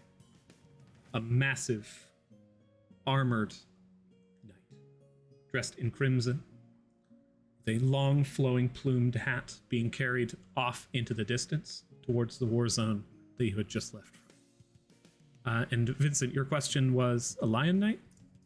Is this the knight that we're seeing that looks elegant and all? Is it similar to the lion knight? This knight is the one that Matilda, due to your previous investigation check and your interest, I can confirm this is the very same knight that was on the statue outside of the Wayside Inn, being carried by Eagleback by some decorated knight and a Valkyrie of much esteem. It's They the pass Crimson by Knight? and away from you. The He's Crimson wearing Knight. crimson armor. Okay.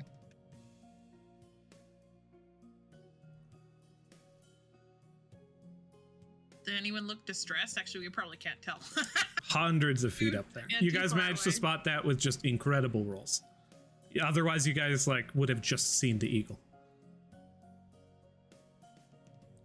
And as that passes by, you all kind of just watch this scene take place overhead as they disappear into the horizon. And you said they're going towards the war. They're going back where you guys came from. Yeah. Hmm. Oh, cool. We're not going that way. Nah. As you all continued walking across the ocean surface, eventually, in the distance, you spot a small island, almost featureless, brilliant silvery yellow sand, and atop it, an ash gate, an archway that leads to the next floor. You said this ocean was super long. Silene. Is 4 or 5 hours of travel not enough for you? Well, no, I was just imagining like days. No, well, It's an ocean. no. My dad traveled like literally almost a year to get from Asaria. I don't know. Good for you. I don't know. I guess. Good night. She goes to lay down on the water. Can we rest here again? Are you? Paka's I like, guess yes. yesterday beat you up quite a bit, did it, dear? I have. Good night. Now she stands and you guys begin to trudge forward. Yeah, if you... Vincent holds open the map for a second. He wants to have a look at it. And speaking of map, I can't find it anymore. Does anyone know That's where it was? because as you look for it, it is not there. Oh. Okay, well, Vincent distinctly remembered that at the top of the ocean map leading out of this junction, it said something about a boss. Yeah, Matilda would be able to tell you. Matilda she has scanned the map. She has an intimate knowledge of it. You guys can absolutely replicate that map at your leisure. But as you search for it, it is not there. You're not sure where, why, how, but it is not there. So should I delete the image I have of it on my screen right now? Matilda can offer to replicate it, but so effectively you still have it. I'll put that I just back wanted to maps. confirm what it said at the top there, though. Something about a boss. It says, yeah, Ashgate, Glass Ocean, and then Archway of Matrimony. Yeah, and that's you have to defeat the boss to get past To get that? past it, it looks like. Archway of Matrimony. Vincent's recalling it in his head, and he looks towards Selin. This Archway of Matrimony. That's kind of... I'm sorry to bring up your past, dear. It might be related to that. That's the 5th floor. Yeah, it leads to the 5th one. Rose and Arch remain alone. Is that what it's referring to, or was it referring to the people on the Eagle? Oh, I'm That's a good question. not sure, dear. But this is we're supposed to head in the direction of the... It looks like north, which is, you said this way, and they're going in the opposite Rose direction. and What I Arch. don't understand is why the Red Knight and the Blue Knight were on the same Eagle together. They're fighting in a war against each other, so... Well, sometimes, depending on the situation, dear, people can change sides or work towards a more unified goal. So we're currently at Rose and Arch in that puzzle. What's the rose part? She looks around. Is there roses by the archway? As you guys make your way over onto the island, that's another about hour and a half of travel or so. After 5.5 hours, you reach here, and you're beginning to get tired. But your ash bonds pull you through. After about 8 hours, you get just exhausted. But as you take your first step onto the sandy beach, you look over at the archway, and you can see that it is wound with thorny vines of red roses. However, these roses are in constant blaze, lit and aflame. Yet they do not wilt, but they move with the heat and dance with it. What's the remain alone part mean? Should we set up camp here again? This place, I think, is safe. I know that the next area is weird. There's some, yeah. This Arch of Matrimony, is that where we'll necessarily meet your past beloved, or is it further into the 5th floor? I swear to God, if he's waiting here, then this is just... Poetic justice has no fucking bearing on this. If he is here, we'll kill him just as hard as if he's in some ditch somewhere. I was just curious why this area is called the Archway of Matrimony. Do people get married here often?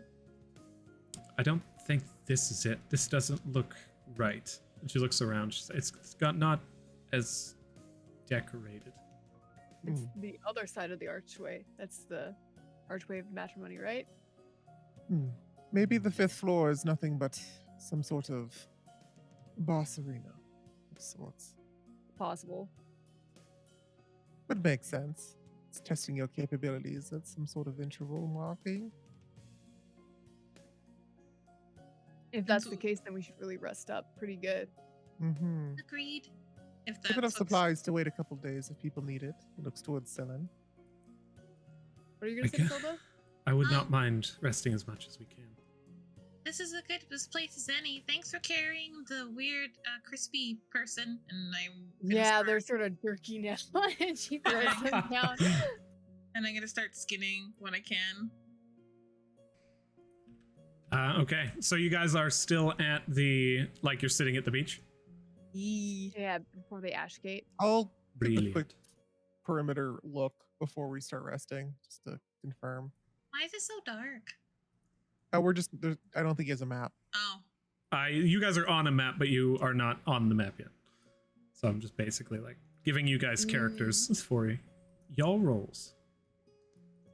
Well, I'd say for sure. How long do you think you'll need? I know Paka's probably going to need, guessing 3 days.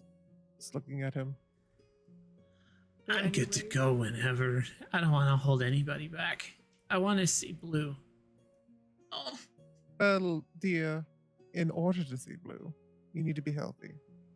So you need your rest. You'd want that for you. Yeah, you're right. She's great. And then he just plants his back in the sand, falling onto his backpack, and is just...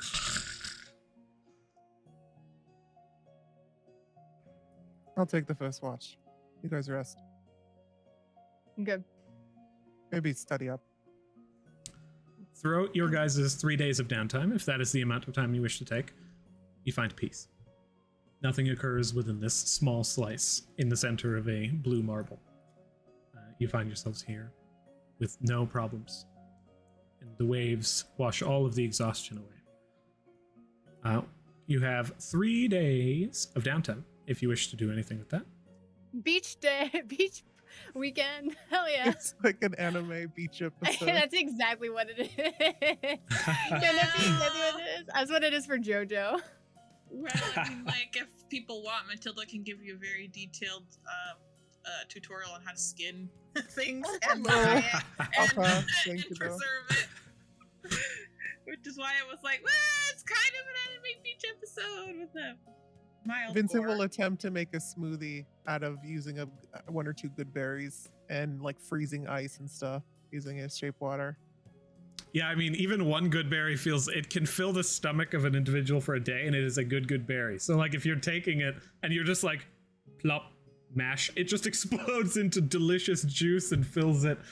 Shape watering the ice from your water skin into it, you just create this, like, nice little daiquiri slush. Vincent's also going to add some wine in there to make it alcoholic.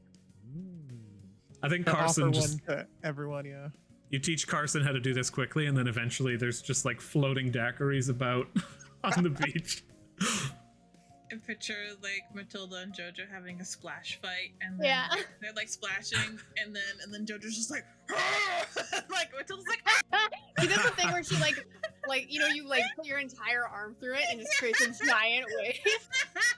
and it like picks up Matilda and she just skates across the water.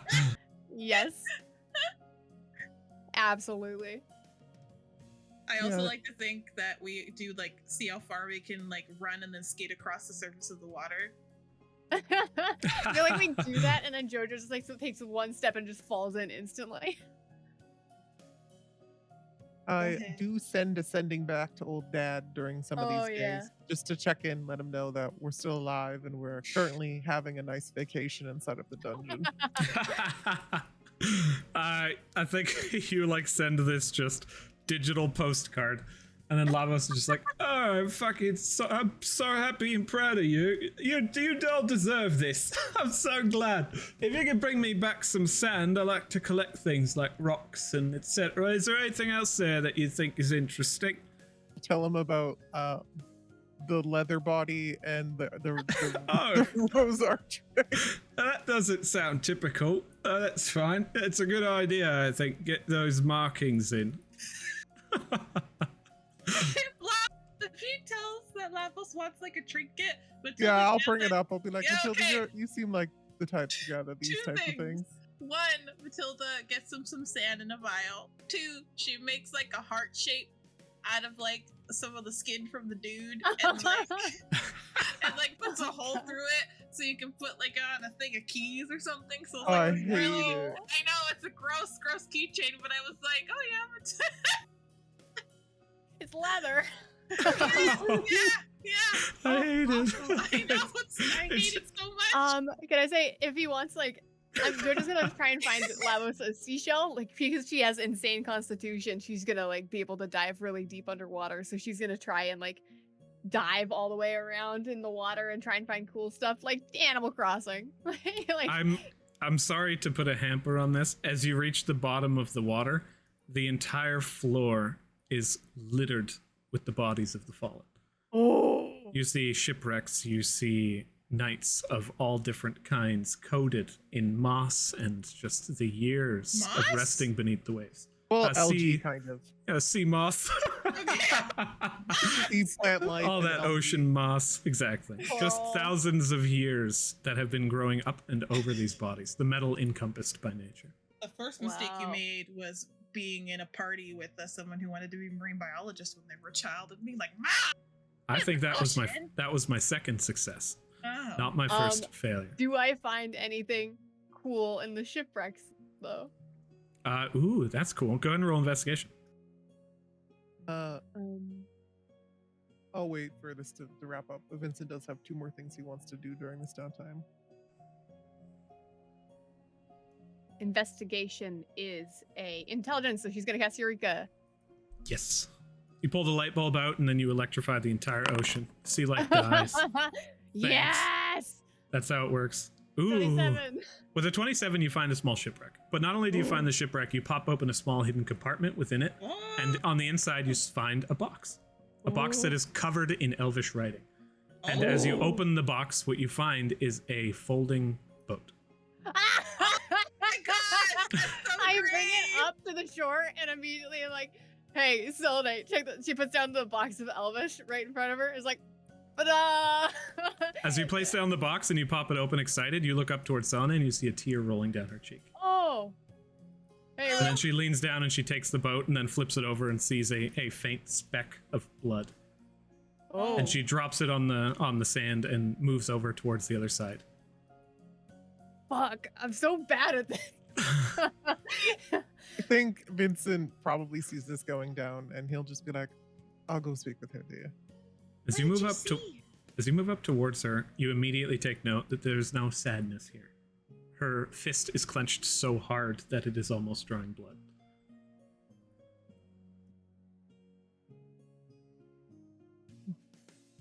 Dear.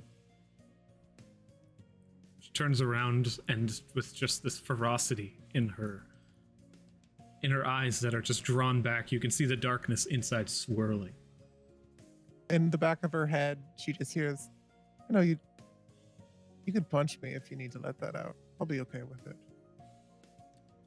She approaches you, rears back, and then pulls you into a hug. Oh. And then leans back and stares you in the face as though she's going to punch you, and she says, "Do not betray me. You've seen the lengths I will go to." Well, if I did, it'd be hard to recruit another me to go after me, dear. It Don't took me. worry. I searched for you for so long. It was so hard to find you in that tavern. Mm-hmm.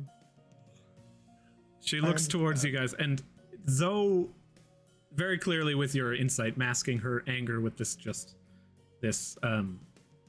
show of comedy, she leans back and then looks you in the eyes in a serious tone and looks back towards the party and says,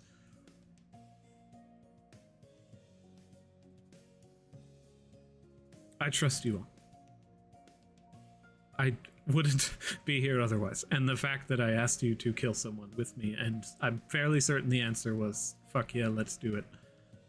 I feel like I've found something. And that kind of scares me. So, Accomplices.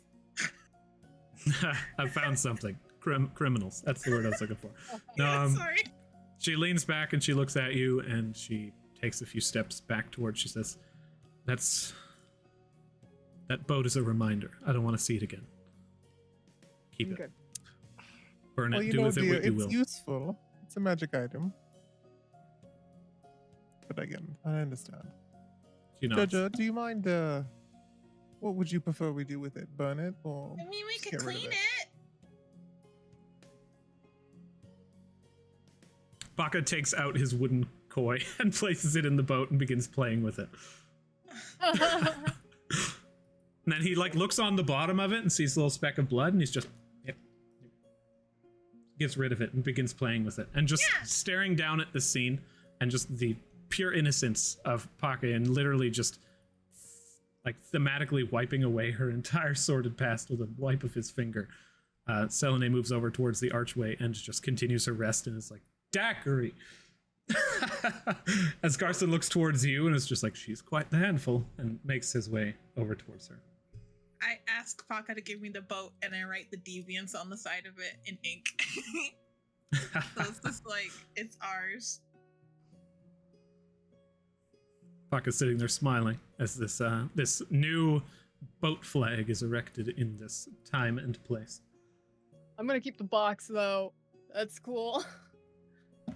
Yeah, you need to tell me all about what you saw down there. And Matilda proceeds to my God. interrogate the shit out of you because she's So super many dead interested. people. people? So My many. favorite. And water moss. That's not. Anyway, never mind. Tell me about the dead people. And Vincent, you had your hand raised? Yeah. There's just two other things I wanted to do before the 3 days were up. One is he wants to practice a bunch of his music, specifically using his new lute. Trying to incorporate some of the sounds that he's heard within the dungeon. Right now he's going to be wearing his headphones with him now. But later in the evening he'll whip out his piano for everyone else to hear. Go ahead and roll performance.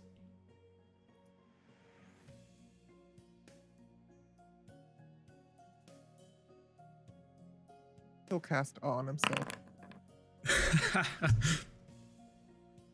With unnatural charisma, which is your standard amount of charisma. You begin to play this just brilliant piano tune that ties into the ocean waves. What does it sound like?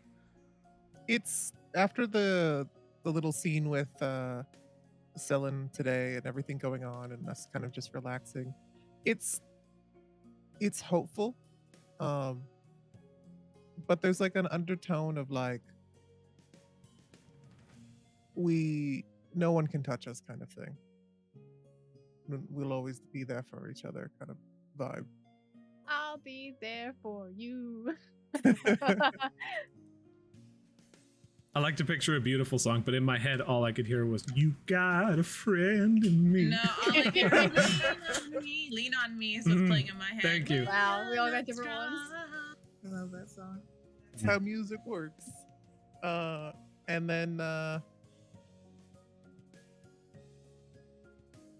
then it shifts abruptly into some sort of like dance music, basically. Yeah. The rave begins. The crabs come out to play. Oh my gosh. If he can get Selin to come in and join in and dance and stuff, afterwards the last thing he wants to do is just go back up to her and just have a brief conversation. After a few drinks, you take note that she's a little bit sloppy. And as she moves in, she does begin to dance, just being like, fuck it. And she begins angry dancing before eventually just kind of really getting into the swing of it. And then she's kind of like jumping in between people and rolling between JoJo and like, she's like, "JoJo, pick me up." You like throw her up and she's incredibly light. Oddly light, unnaturally light. As you flip her, like a leg begins to move over and she begins to just like lift herself up into a vertical stance before flipping off and landing just like a gymnast pose and continues. Vincent, you approach Selene as she finishes this pose. No, this would be afterwards. He's okay. Like if he needs to play the instrument for them to dance through, he can't also walk up to them. That would be awkward. So he'll wait till the evening after the dancing is stopped. The sun sets and the brilliant blue and the oranges and yellows of the sunset carry across the ocean. You mentioned before about betrayal, and obviously we know why. I know the rest of the group is more along the lines of they'll be there for you, but just want to ask you something. You don't mind, do you? Go ahead. I'm a bit of a finicky person when it comes to people. And he'll walk up next to her and his tail will whip around and kind of go underneath her chin a little bit. But no, but if you choose to be with us, and specifically with me, that will never happen.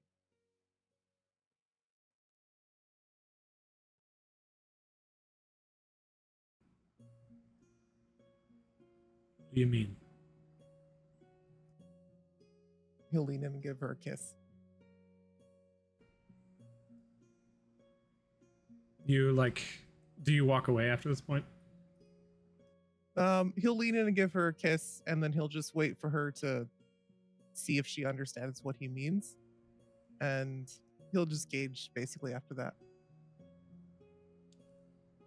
She sits back and she just says, "Okay. I'm All things in time, dear. No need to rush it. I thought I knew what I wanted, but now you're kind of untouchable. Maybe I'll break you. Who knows?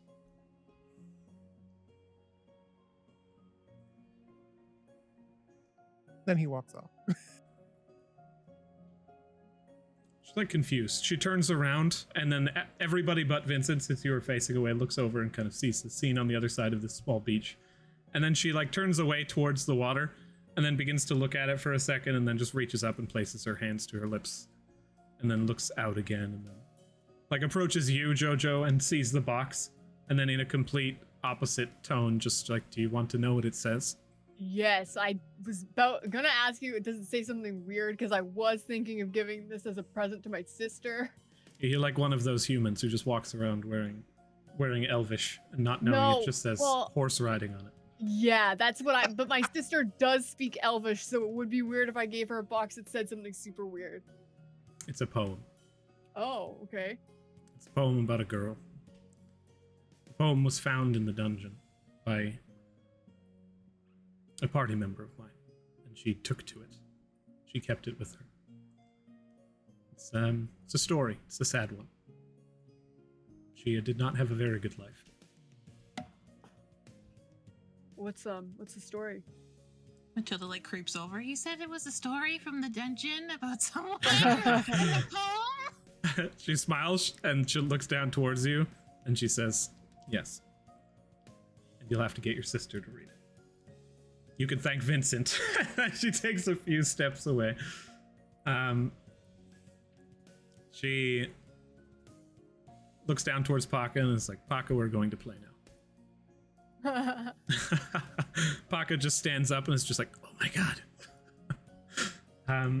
Anything else you guys wanted to do during this downtime? No, I'm good to go to the next floor. Just do a fucking boss fight, baby. Baby. This session hasn't had enough combat. I don't think so. No, a few more. You guys had enough. You had about 10 minutes of peace. Let's ruin that. We're in the dungeon. We'll do the gold stuff post. That was already. Oh yeah. There's some minor mischief that goes on, and I don't know if you guys notice who the cause of it is, but it's usually like your drink has a bit of salt in it, or maybe you like wake up and there's some weird things in your shoes, or Jojo woke up and there was a thing that she thought was a spider, but it was not a spider on her bed. But it just seems the less that a certain someone has books around her, the harder it is for her to ignore the things that her brain tells her to do. I like to picture you did all these pranks and maybe they go off with everyone else, but every time you try to do something, like put extra something in something Vincent's drink or put something in his shoe, in the background Carson's cleaning it up, but you don't know that. Yeah. Which is totally fair. It's just that, Matilda has been having a really hard time, like, not giving into some impulses, so she gives into the ones that are the least destructive right now. Amazing. Yeah. As this series of mysterious mischief comes to an abrupt end when you all prepare for the next day, or rather it just continues on and on, but unseen by those with prying eyes. You look onwards towards the next archway, and you see beyond it the other side of the beach. But as Desaulniers approaches and Paka astride and she places a hand near it, she looks towards you guys and says, who's going to go first? I can if you want to. But Jojo seems pretty roaring. I can go. How about we just all go? That sounds good to me. He locks arms with Jojo, with her, and looks towards Matilda. Wait! I open my book that my parents gave me and I read up on the 5th floor. Go ahead and roll. I thought it only went to the 4th. I think it's only 4th, yeah. I think only to the 4th? The stuff that you have on here is only up to the 4th floor, yeah. Oh. Oh, well, this is sentimental value, and I suck it in my bag. Volume 1. I mean, there's still a lot of information there about the first 4 floors. Yeah. And as you all prepare, you make your way up towards the gate, and Desaulniers just a drow blushing is a very fun feat. But it's the blush not of embarrassment, but of just like, what the ever-loving hell am I doing? locking arms with these idiots as you guys make your way towards the door and begin to step through. We inspire that reaction in people. Vincent is on guard, though. Given the first form of, danger in his way, he will step behind Jojo. Same. Matilda's ready to be like, not me in the front, please. Killian here, Selene there. Everyone has locked arms in a square. The most awkward, group walk Vincent has ever. a tail, it's fine. You all make your way through. And as you pass through, the sight that you see is not a pleasant one. Oh, The shit. brilliant blue leaves your sight, and you are once again met with pale gray. You see a absolutely destroyed location. Before you is a large gilded archway, seemingly gold at first sight, but as you look closer, wood, painted gold, handcrafted, and just meticulously and lovingly created. You see pillars created in various different locations that rise up, some covered in this land moss, these vines and ivy that entwine and encircle it. You see raised platforms to either side for viewing, and you can hear happiness. You can hear revelry, crowds, but you see none of it. The pews before you destroyed, as though just smashed to pieces, and in the distance, a roaring blue flame that is encroaching, but never moving. It sits in the horizon, just waiting at all times. The forest before you, gray and lifeless. And a large tree that shrouds the entire, or would have shrouded the entire area, has been cut and burned and left asunder. Vincent just looks over what he assumes was a wedding ceremony, because it looks like it. There's a pew and all these different things. He looks over. There's supposed to be a widow around here, and to be honest, if I was her, I'd be mad if this was my wedding. You see Do no you widow. think Maybe. We're supposed to. The White Widow, I believe, is the boss. Do you think it's Astrid? Well, yeah, I am assuming. Interesting. Do you think this is her wedding with that Dick Noble, or what do you think the deal is? No. For someone to do this and to generate so much hate, I'd have to assume her brilliant blue knight that she forever loved didn't quite go over as well as she hoped. I think she was either stood up at the altar and assassinated or something, or because what's really confusing to me is the eagle had the Valkyrie, the red supposed enemy, and the blue knight. So I don't know what's going on there, but I feel... Yeah. I think that might have happened. Vincent will take a couple steps forward, just look around the area, see for any movement. I feel like the blue knight might have been angry with her. They might have been in love, but her marriage might have been a peace treaty thing. And then because she didn't follow through with it, maybe... I don't know. Maybe? I don't know. I have ideas. Let's take a look around. Alrighty. Jojo, you also had your hand raised there? I believe that was back from the beach still. I was going to ask her what the writing on the box said, and then she came up to me and asked that if I wanted to know. Awesome.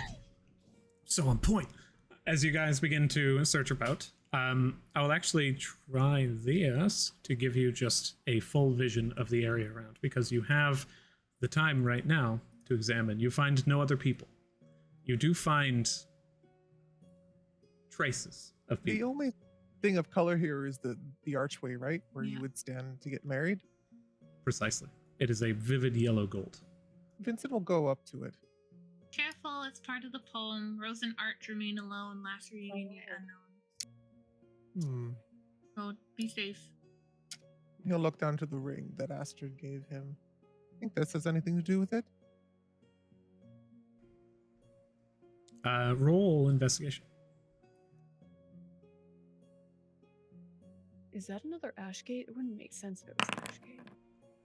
As you begin to examine it, looking at the archway and beginning to gaze upon it, you do note the familiar runic language of the ash gate. The swirling filigree across it. This is an ash gate. We just passed through an arch gate. As you move through, nothing. You did. There was one just behind you. You turn around and you can see it. This floor seems to be a grand total of 60 feet across. But as you, Vincent, with your 10 investigation, you have time. What is your passive investigation? Okay. As you look over it, this ring looks, it was discarded readily and unhappily. Like when it was given to you, it was given to you in a manner of just. It has the lion on it though, not the frog stuff. The ring itself does not seem. It doesn't feel like Astrid had a connection to it. You ascertain that though it has a part of this story, it is not related to this location. Mm-hmm. That is the information that you gain from that point. Remain alone. Maybe I just need to go up alone, dear. Pass through the gate by myself? I just sort of did. Nothing happened. Well, maybe it needs a more masculine touch. She tends to like males over females or the opposite. I can't remember what people were saying. Oh. Is this a torch bloom? I do. What were they saying? As you examine the area, you head off towards the side, and cycling around, you find a torch bloom nestled nestled in the trees in the corner. Beyond this area, you can see those blue flames, and they basically continue to, right beyond the border of this map, bear down upon you. But as you approach, the flames begin to move in towards you, almost as though blocking your passage. And the torch bloom itself seems to almost rejuvenate itself from the nature of this heat. Or these flames, rather. They are cold to the touch. Hey, Matilda. I got a torch bloom. Can I collect this fire? You don't have the torch bloom yet. The flame is keeping you from accessing it. Oh, okay. And Matilda, as you attempt to claim, how do you try and collect the flames? I don't know. I like stick a stick inside a vial, and I'm like, "Come on, it's weird magic flame. Get in there." You put the blue flame. As soon as you remove it from the other mass of flame, it does not share the heat. It dissipates. These cold flames. This is what the Enthians were casting. Similarly, Indeed. Yes. I'm gonna stand near the gate, like right here, and magic awareness. Oh, sorry, I cycled you as well. Oh, that's okay. Up. Voodoo? Magic awareness. Give me a moment. 60. You take note of something. Similarly, as you had seen in the Wayside Inn, right over here, there is a outline of what you can only assume to be a gravestone. Oh. But it is this same kind of wispy, strange, almost transmutation, almost illusion, but not quite. It's just odd magic that seems to permeate the dungeon. Hey, has anyone seen a tombstone around here? I have the same type of illusion from the Wayside Inn. I think we need to find a gravestone looking thing. I don't see one particularly. I do have an idea for the torch bloom though. Do you want to give it a go? Wouldn't want to leave it behind. Celindia, can you pass me your ringlets of the pale? Yeah, sure. She pops them off. They kind of hover over her wrists, and she hands them to you. Thank you. Vincent will put them on his wrists and kind of walk over to the area where the blue flame was. When he attuned to them before, he got a sort of message in the back of his head that it says that it can grant protections from effects of the first of the Veiled Lands. It's part of an elite Enthian knight group who had these on. He's wondering if this will protect you from these blue flames, so he'll move his hand up to them and see if the flames react to the bracelets in any way. They move away. They begin to move away from the energy. As you do so, you see the most profound lack of color that you have ever seen, as though color had never existed within this space. The blue is shirking away almost in fright of this just pale darkness. But as you don the ringlets of the pale and you begin to move through the flames, almost exerting your will upon them at this moment, you enforce this pale globe around you, and you reach the torch balloon, collecting it. He'll pluck it and he'll bring it back to the group. Nice job. Well, it just kind of made sense. Until the He'll pass the ringlets back to Selen. You can have these back to you. Matilda wanders over here because I think I found some gravestones. Ooh. As you travel throughout the area, Jojo has her hand raised with Matilda as you traverse over sorry. to the other side. Oh. Jojo, you're up. As Matilda goes over to these gravestones, Jojo just like turns around and is just like, ugh, and dies, like pretends to die by this gravestone, and that's all she does. Nothing happens. Good, Okay, good cool. try though. I like that a lot. Stays there. She stays there. Yeah. Matilda, you approach and you see 3 gravestones. One large, one medium, and one very small. I brought Killian with me, so I'm not going by myself. Killian travels alongside you, absolutely. Thank you.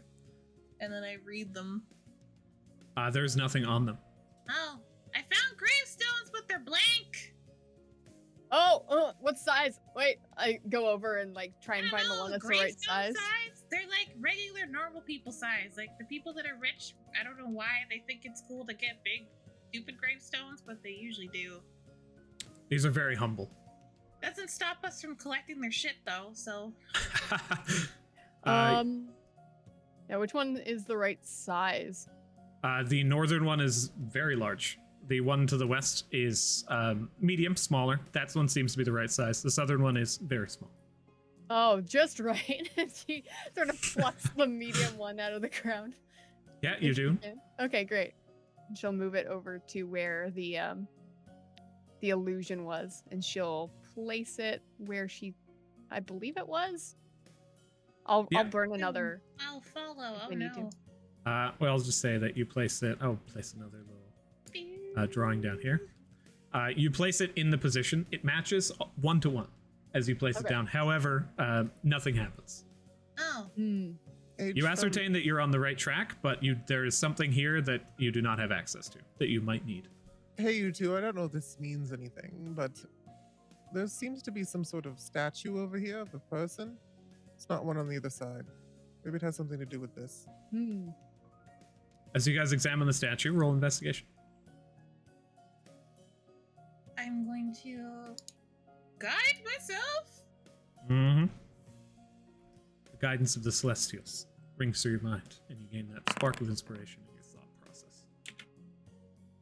Get a disgruntled 2 other voices in my head. Because they're like, Celestial.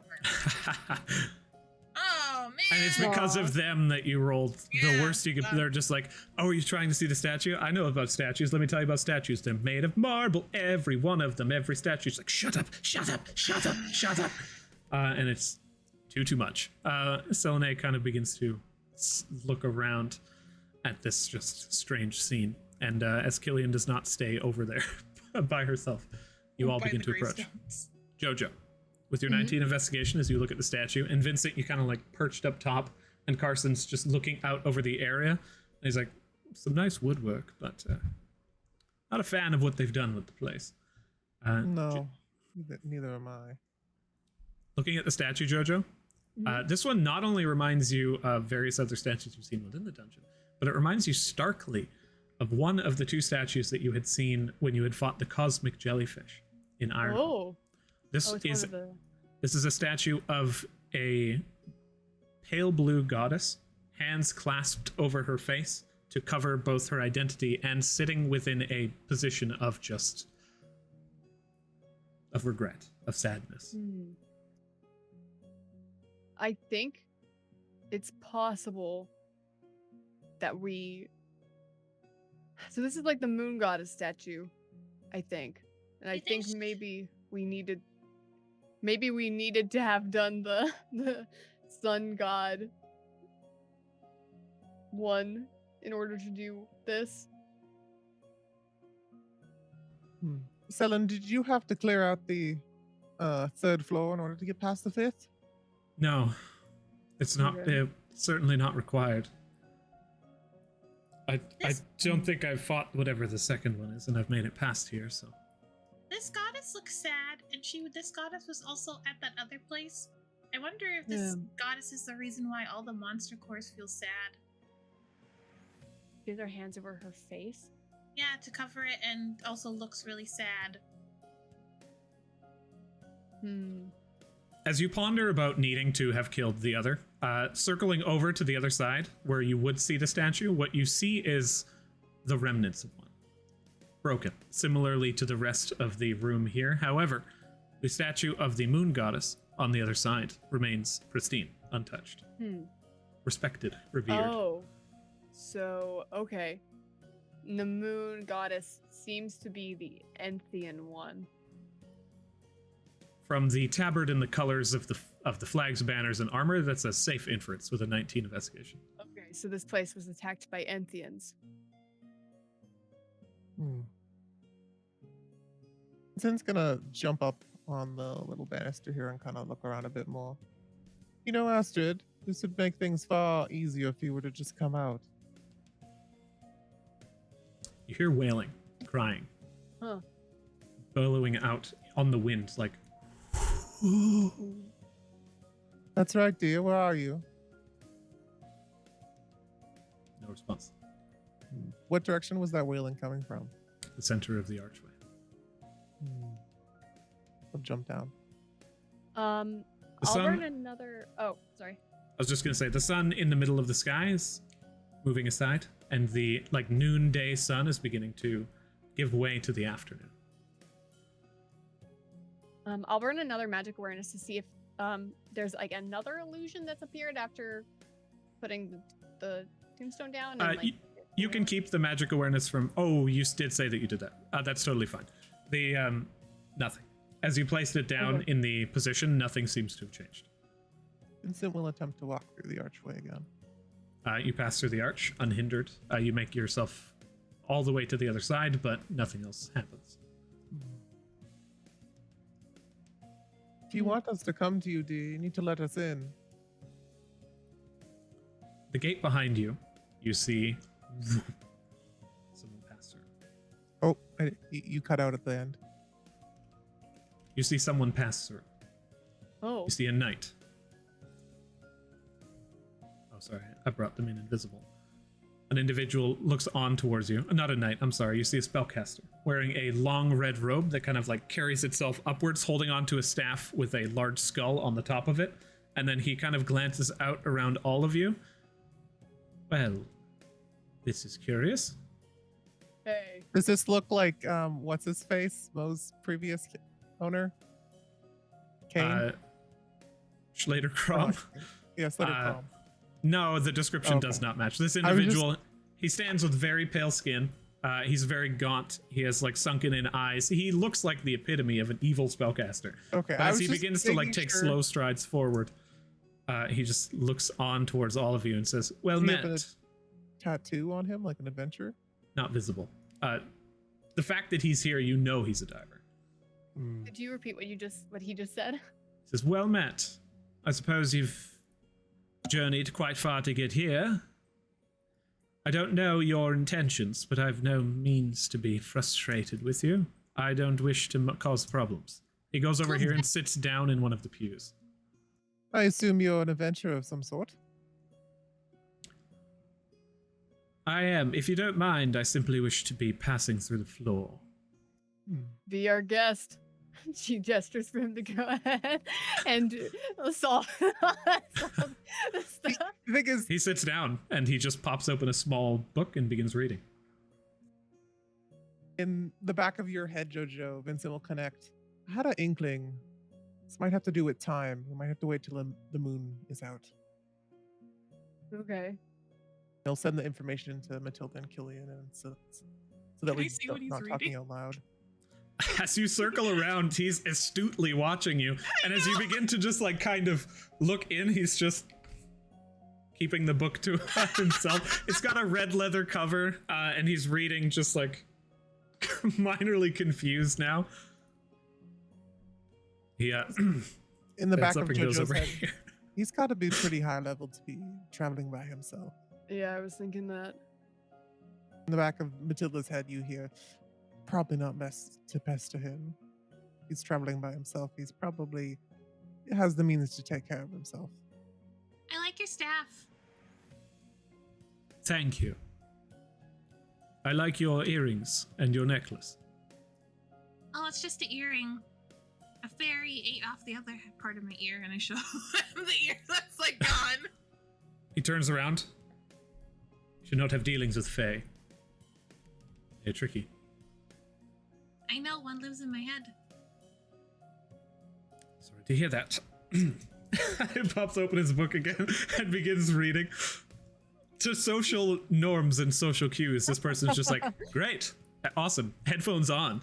But as you like talk to him, he's just sitting back and like your curiosity's there. That's amazing. What are you reading? A book. I see you've one there yourself. Yes. You should read that one.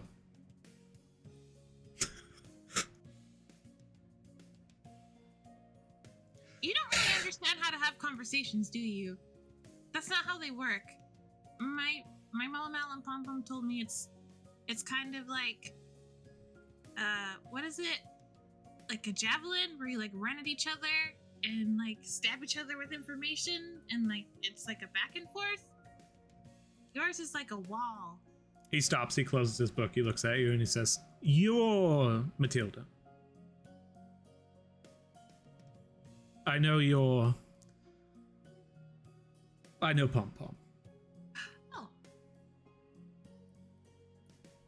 Yeah, Nice to meet you." Yes. Hello. Excellent. Opens his book. He like sits down. He's desperately trying to snub you. And it's so good. Does Vincent, ring any bells for like a famous diver? Like Vincent said, they seem like they might be high level. Though lots of people are like 3rd and 4th rank, few are famous. This person definitely not known from what you can tell. Is the party just enjoying watching this interaction? Because that makes me happy if they are, because that's really hilarious. Vincent's going to telepathically connect in with this person, but he's not going to say anything. Do I hear anything? I think they need to somewhat like manually respond. Not if they have the 1,000-fold tone. Vincent can always just hear that. No 1,000-fold tone. Okay. Just wanted to double check. Absolutely. Time begins to pass around you guys. And as the day gives way to night, you see the sun begin to set. This diver kind of like sits just with his book and eventually kind of makes his way up to the 2nd floor and positions himself right about here as the nighttime begins to like bear down. And you see him just crack his neck and just shore up his shoulders. And then he looks down at the lot of you. It's showtime. Vincent's gonna like, can he glean any insight from this guy? While he's like sitting there. He seems like the type who wants to be left to himself. He doesn't want to associate with our family, of course, or give any information away, but he's also he knows what's going to happen. With your passive insight, absolutely. Yeah, he almost seemed to be preparing himself. In fact, that's what I wanted to do. If he starts preparing himself, Vincent's going to telepathically give all this information to his friends. You noticed he went up here and then was kind of like prepped on the 2nd floor. But then as he was looking out over the lot of you, you see he was thinking about it. And then he just returned to one of the pews and sat down, opened his book again, and is just reading again. Can I don't even know if I need to roll insight for that. Was he essentially trying to be like, okay, I'll go into position. Oh, but I don't want to give these guys any help. And then like went back to sit down in a more vulnerable situation? His thought process was, yeah, they seem like they can handle it. And then he went back and sat down. He looks very calm now. As the sun begins to set, you guys Vincent will walk up to him as it seems to be getting close to the time and be like, You know, if your intention is to use us as meat shields, I don't necessarily think that will make us, work together politely. Now will it? You guys begin to hear the wind kick up. As you walk up and you begin to say this, he looks at you and he says, "You might have bigger problems." And then as he says this, sitting down in the pew, Matilda joins him. Sits down on the next side of the pew and he closes his eyes and just... Vincent will sit down on the one behind him. And Matilda does not speak to him. She pointedly ignores him while she sits beside him. Hey, Jojo, is there any change in the weird tombstone Stop yelling, thing? you're inches from my ears. You there, Jojo, come closer to her. What kind of party are you? Don't like loud noises, I assume. It's distracting. Vincent starts playing his piano. Jojo, go look at the tombstone. She'll go look at it. Has it changed? As you approach the tombstone, it remains invisible. Oh, like the Still one we the same. placed there? No, the solid stone one is there. The other one has this kind of like yellowish hue over it because it's basically like you've placed it inside of an invisible form of itself. Yeah. The sun begins to set, and as the sun hits the outer area of the horizon and just passes underneath, you see the entire area around you alight still in those blue flames. And as they begin to encircle around you, you see them begin to rise into more of a inferno. Oh no. But they do not dare encroach. They do not come closer. Oh. Not yet. The center, you see the ash that lies at your feet begins to swirl. Jojo, immediately next to you, as it begins to kick up, it's almost blinding.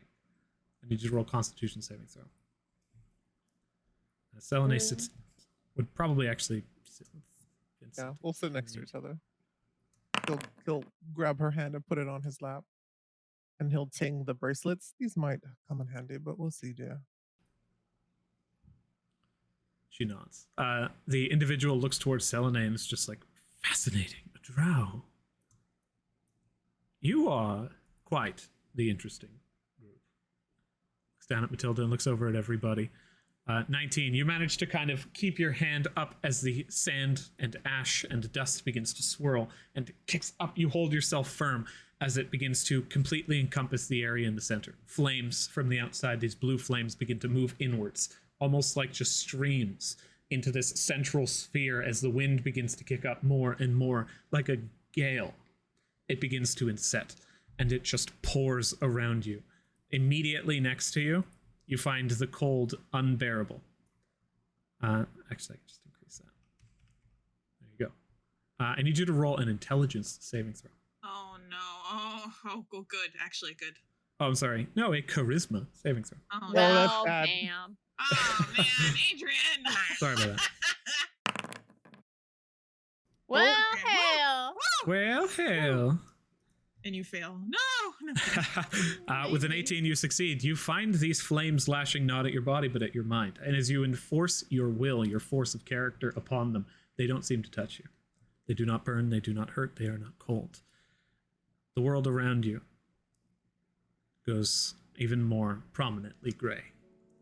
As before you, you see the gale give way, and a vision of floating lace appears before you. Barely human. You see the arms of this lace floating outwards until eventually they begin to fill in. And you see at the end of these fingertips, not hands, but just burnt husks. Long, slender sticks that ignite in flames at the end. And as this figure begins to grow into their own clothing, you see just a haunted face of a wraith or something akin that moves into position. In its hollow, sunken eyes, the mouth opens as though to scream, but no words come out. It begins to look.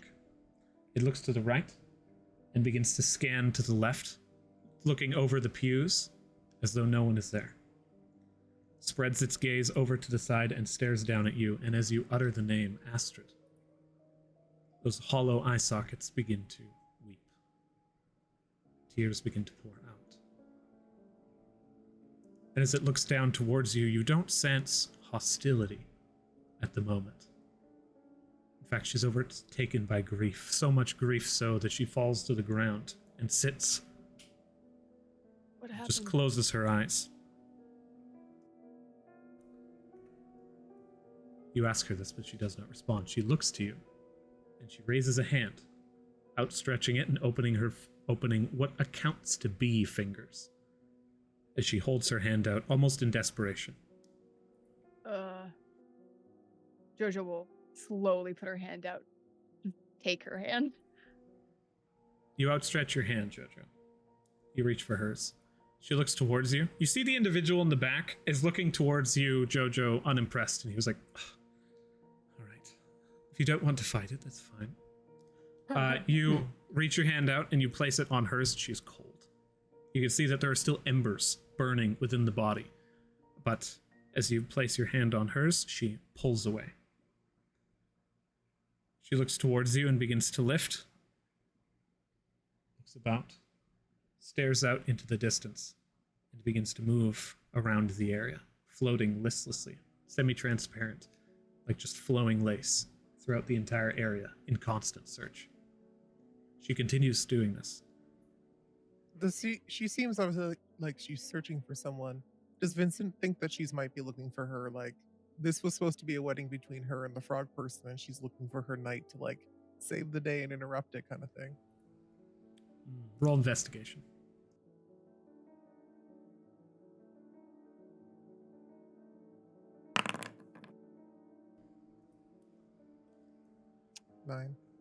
Nine?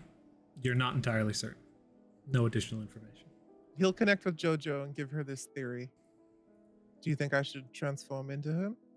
When we were in the wayside, when we had our dreams taken, they said that you were the one they were looking for, right? Personally, I just figured that was Carson. He's fucking with me then. Carson, was that you? Feminine voice? Carson looks towards you and says, no. Huh. Don't get seduced by her. Can kill us all. Vincent will, as she's like looking around, and waiting for her to like look in the opposite direction of him, he'll look towards Selin and just give her a wink. I think I have a performance. I'll be back. He'll step out, and as she's not looking at him, he'll cast disguise self on himself to look like that knight. Yeah, she's kind of like floating around and glancing throughout the area. You make yourself look like who? The knight dude from the statue.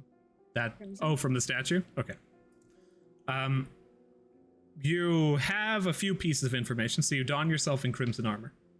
You had seen kind of the flash of color in the distance on the eagle, and you guys have associated that. Yeah, Matilda and Jojo got a pretty good look. He had like a big staff. He was pretty armored and red, and he didn't have a weapon. Not a staff, sorry. It was like a big hat or something. He had a plumed hat. Yeah. Yeah.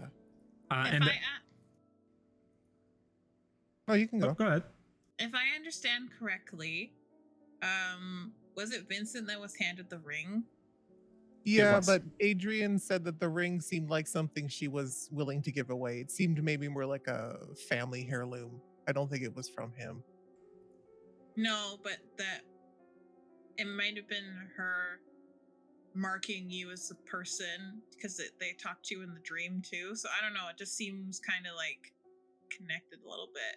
That like maybe I don't need to be a knight. Maybe I can just be Vincent and that's fine. Is that you're inquiring or? Maybe. I just think that because she was the one that gave you the ring, now you're the one that's marked to be the one that influences her in the scenario, if that makes sense. I guess.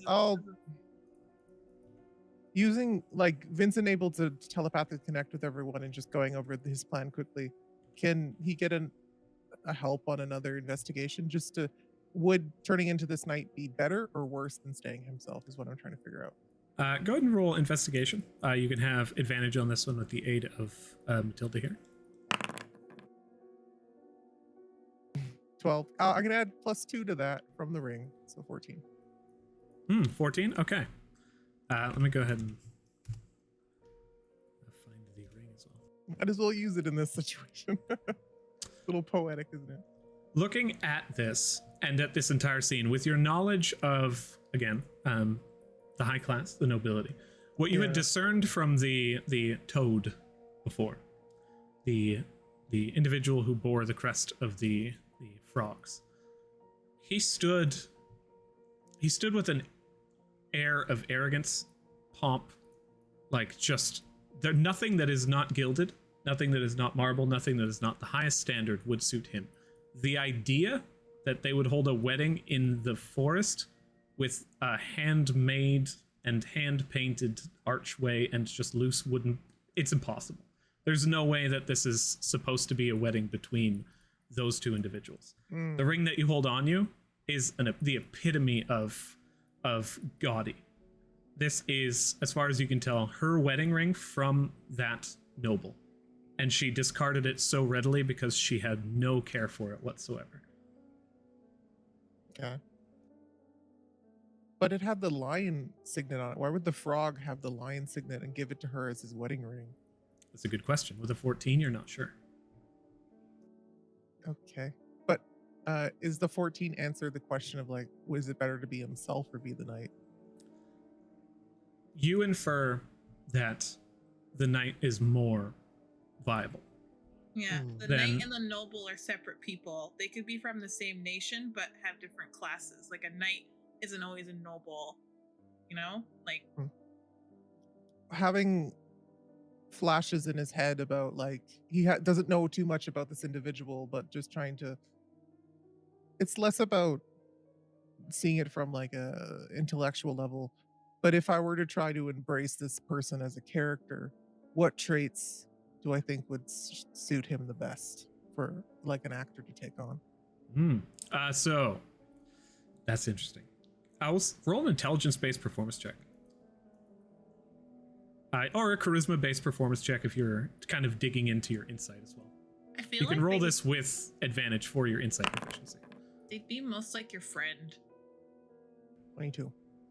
What you discern from this person in the very brief moments you've seen him, and the way that he was venerated in the statue, is that this person is the epitome of the honorable knight. Someone who is selfless, someone who is proud, someone who stands strong, a bulwark against strife. This person would walk tall and confidently. This person would be caring and move with chivalry.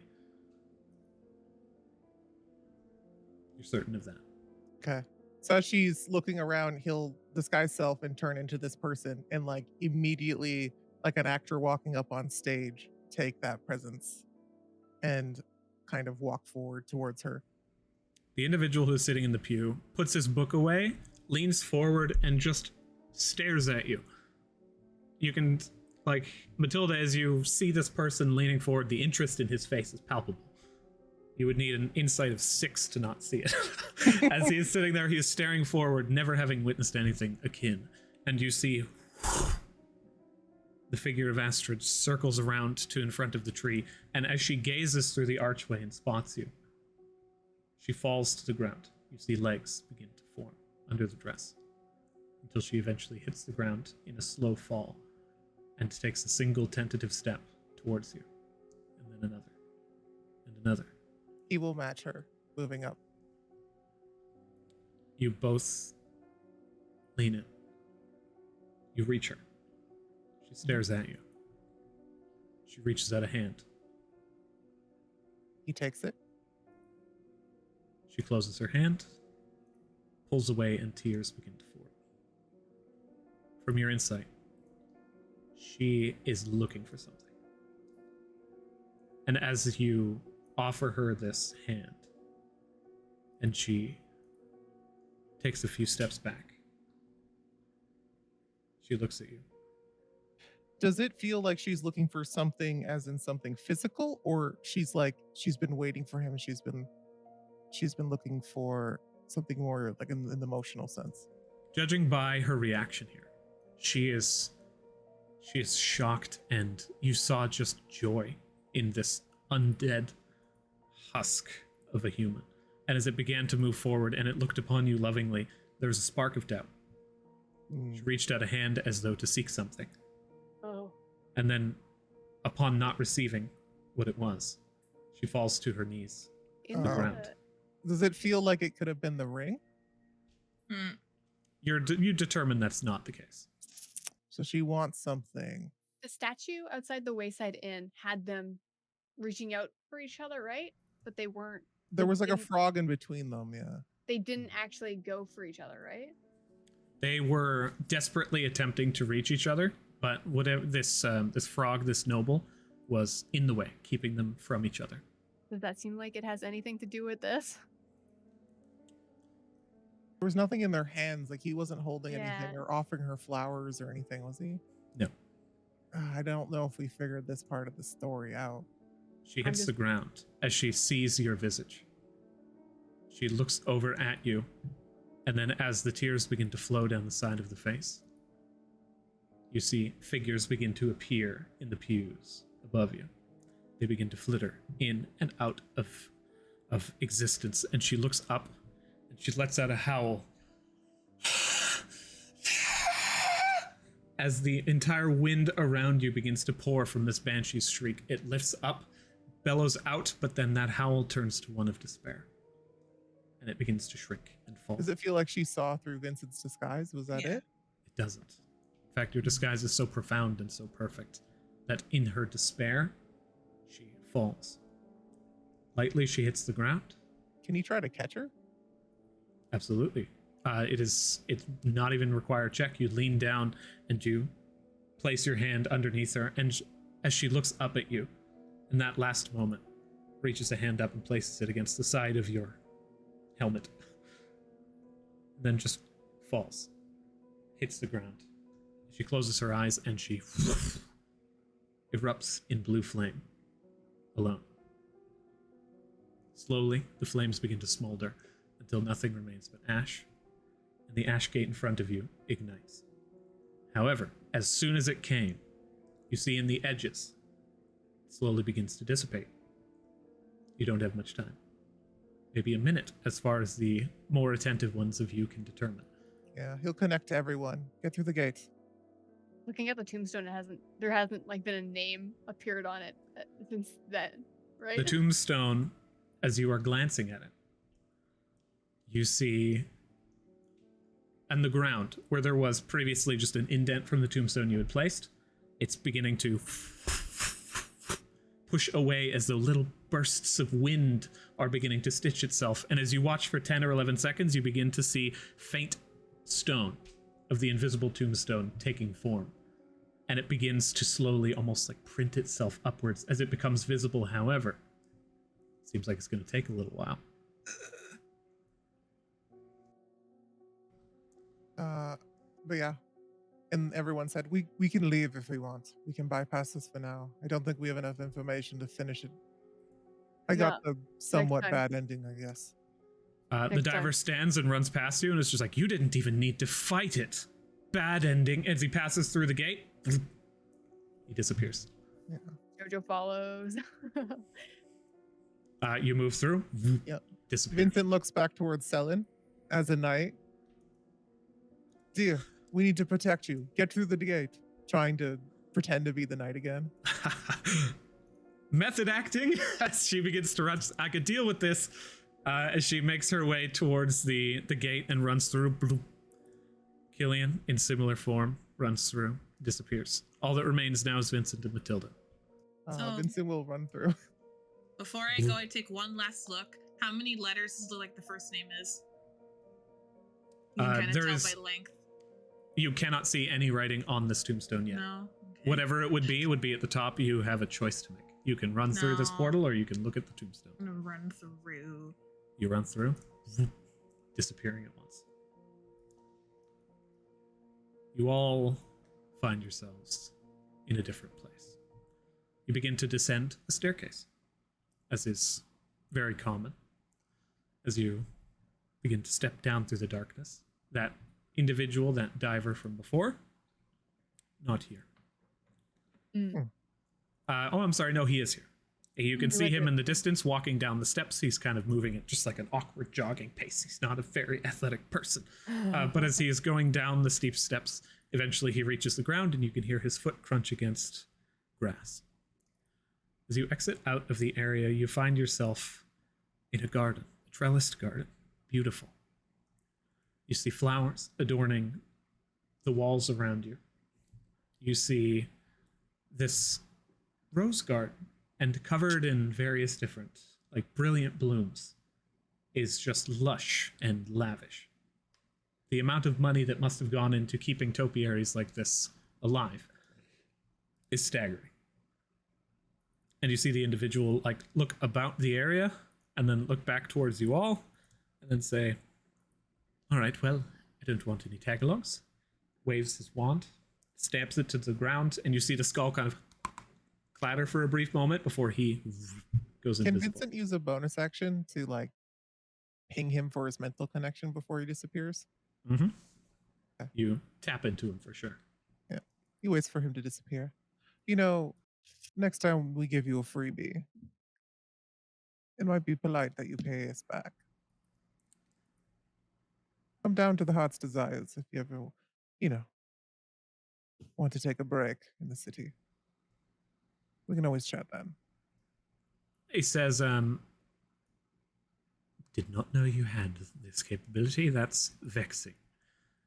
You see footsteps in the grass begin to descend, like just move into the topiary maze before you. And as he says, maybe I will. You all seem like a capable lot. I might have a use for you. Tell you what, as payment for having me not have to sit there for an hour and just wait for her to go away and cry and all that, he lifts the staff, and you see this just like chromatic ray erupt from this space where there is no person. It reaches the side of the wall, hits the wall, and just begins to alight for a brief moment. Where you look where he had cast the spell, you see a plinth, like a small wooden sign that is inset into the topiaries. That as soon as this light kind of begins to fade, is incredibly difficult to see. He says, that will help you. And then footsteps go outside of your view. And then he'll turn to the rest of the party, still disguised as this cool good night, because it doesn't really fade off. He left us a little gift for getting him through there a little faster. Points towards the plinth.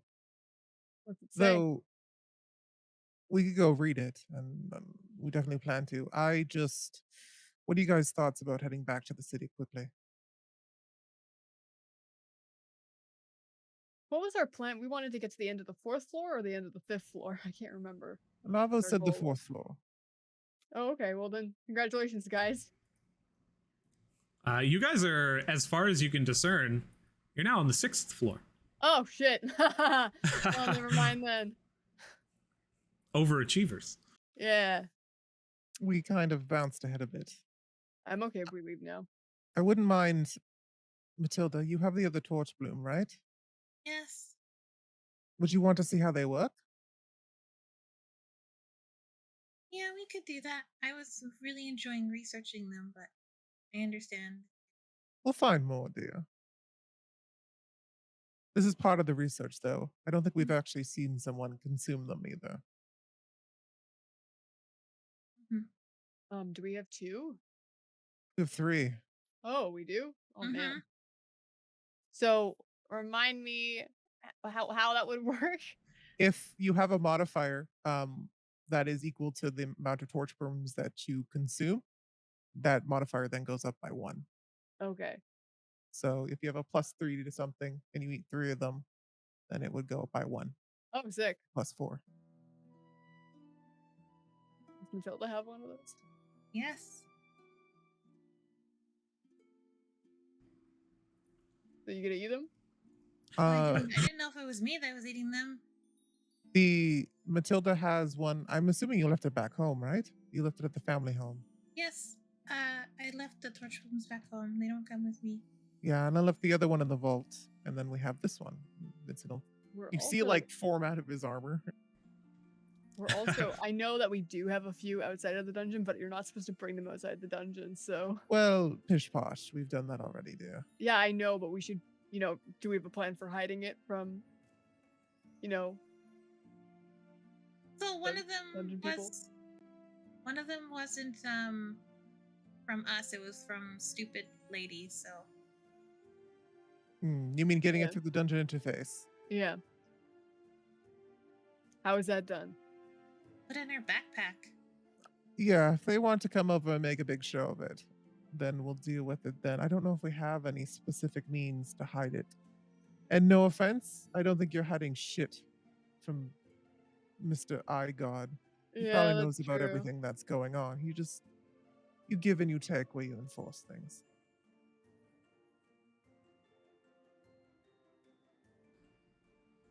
Paca's just like, we should not put it in my backpack. I'll probably just be like, oh, and this torch bloom. I could see myself doing that. Okay. You But can put maybe it if in one my of you held my mouth shut. I can put it in my messenger bag. Well, we have places to put it. It's just a matter, does anyone have a secure Selene, you don't have like a magical bag that blocks people from being able to check stuff in it. No. I was thinking of something ass-like to say, but honestly, just not really, unfortunately. Well, we'll do what we can, I guess. If we can just rope trip back and head back, just head straight to the family home. People wondering what's going on, we have family business to do. We can deal with exchanging stuff later, but don't know if this is as big of an issue as people think it is. Okay. Selene looks at you and she says, I think you should probably hold the torch bloom now. If anybody needs to lie about it, I think that you're probably the best one. For sure, dear. Put it back in his lapel. And he'll be like, oh yeah, and he'll snap his fingers and his disguise self will disappear. Wouldn't want to give away any secrets. Okay. You want to check your plinth first though, before we head out? Oh yeah. Oh, What's you it say? you approach the plinth. You see a series of squares and lines. Okay. You see, I will just draw it out here for you quickly. Oh, I'm it's a going to map. drag you guys into a new map. Does this just seem like a language we don't know? It is just a series of squares and lines. It doesn't seem like a language so much as a drawing. Yeah. It's- I'm going to give you guys a little square It's here the cheat fun. sheet to the maze, I'm pretty sure. A maze? Yeah. Do you know there's a maze on this floor? Because we're standing right in front of the entrance to it. Yeah, Oh, before sorry. you looks like a topiary maze. Yeah. Okay. I don't know Drag what a you guys topiary into is, so my mystery. brain That's didn't okay, connect that's the maze okay. part. As you guys approach, you find a picture that looks like this. Vincent's gonna look over to Carson. While they're investigating the plinth. Carson, you don't think you could hide something from me, right? Just in your own little wherever you are. I don't have very much for physical form. I could certainly try, but for the most part, it would be your effects. Were I here in person, I could do more. Can't meet me at the dungeon interface then, right? I can't connect with myself, but if some of you have the means to cast a message, then I could potentially be there for you. Have sending back to Lavos, that could work. We could rest here for a time, and then have Lavos meet me and bring me to you. Might work. I'll assess it with the group and get back to you.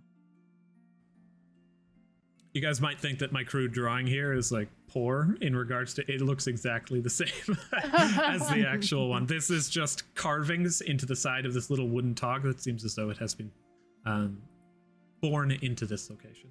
As though like not even a cheat sheet that an adventurer had placed, but a cheat sheet that someone who was traversing this location had put down to remember the pathway or something akin. Okay. And as you all find yourselves now within this topiary maze, you guys throw up the trick rope. Do you, well, wait, before Jojo, she's probably reaching through her bags. I have an idea just in case we want to be like, extra safe when it comes to the torch boom. It is a valuable resource. I would hate to lose it. I have a friend who can meet us at the dungeon interface that has the capabilities of probably hiding this. but I need to get in contact with Lavos.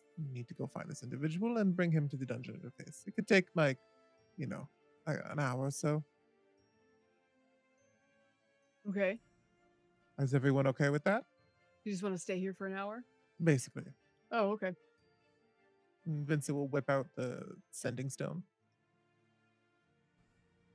And in his head, hey, Lavos, do you mind heading over to the Heart's Desires and meeting Carson there?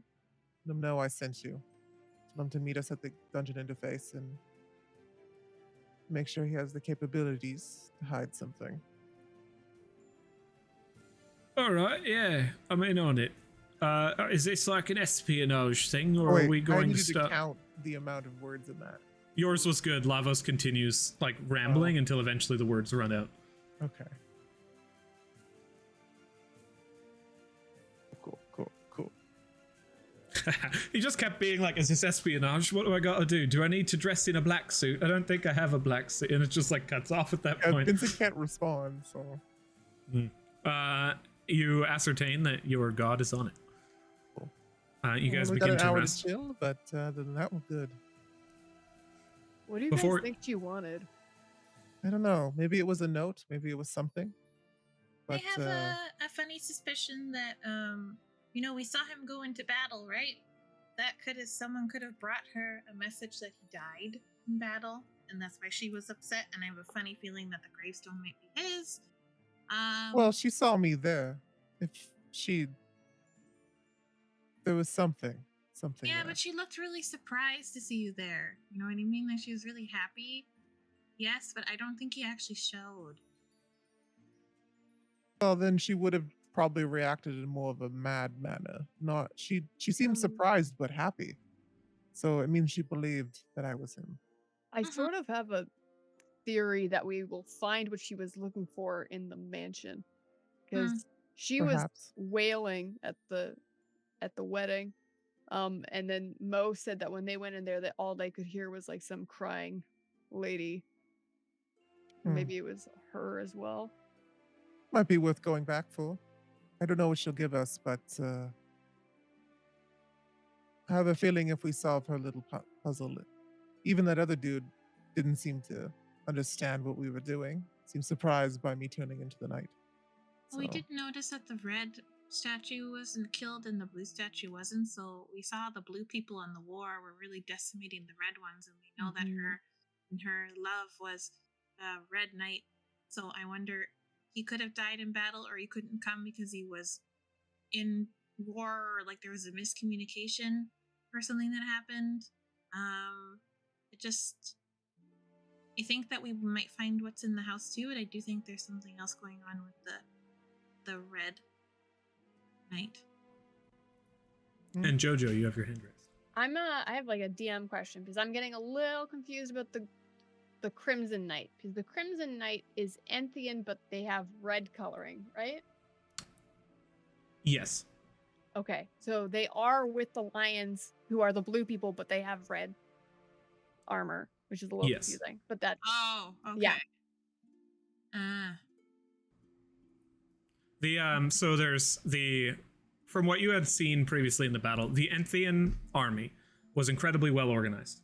They were unified. They had this just brilliant gleaming blue armor. They had religious symbols and were casting from a plate where they were almost like all paladins, but not quite. Definitely did not have that like touch of that divine energy.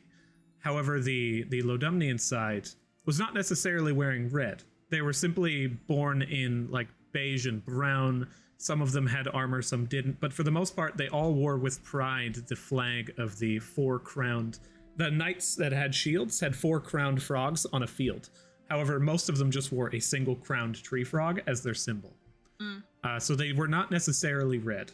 But if it's easier to like discern between them, that might be what's causing the confusion. The knight that you had seen on the eagle, there was actually a situation here in which you had seen the eagle, you had seen a Valkyrie-like woman who was standing with a long spear that seemed legendary, and you had seen two knights. One knight that you had seen at the beginning of the dungeon, and then the other one is just crimson, like covered head to toe in this just bright crimson. Thinking on it now, might have been blood. Oh.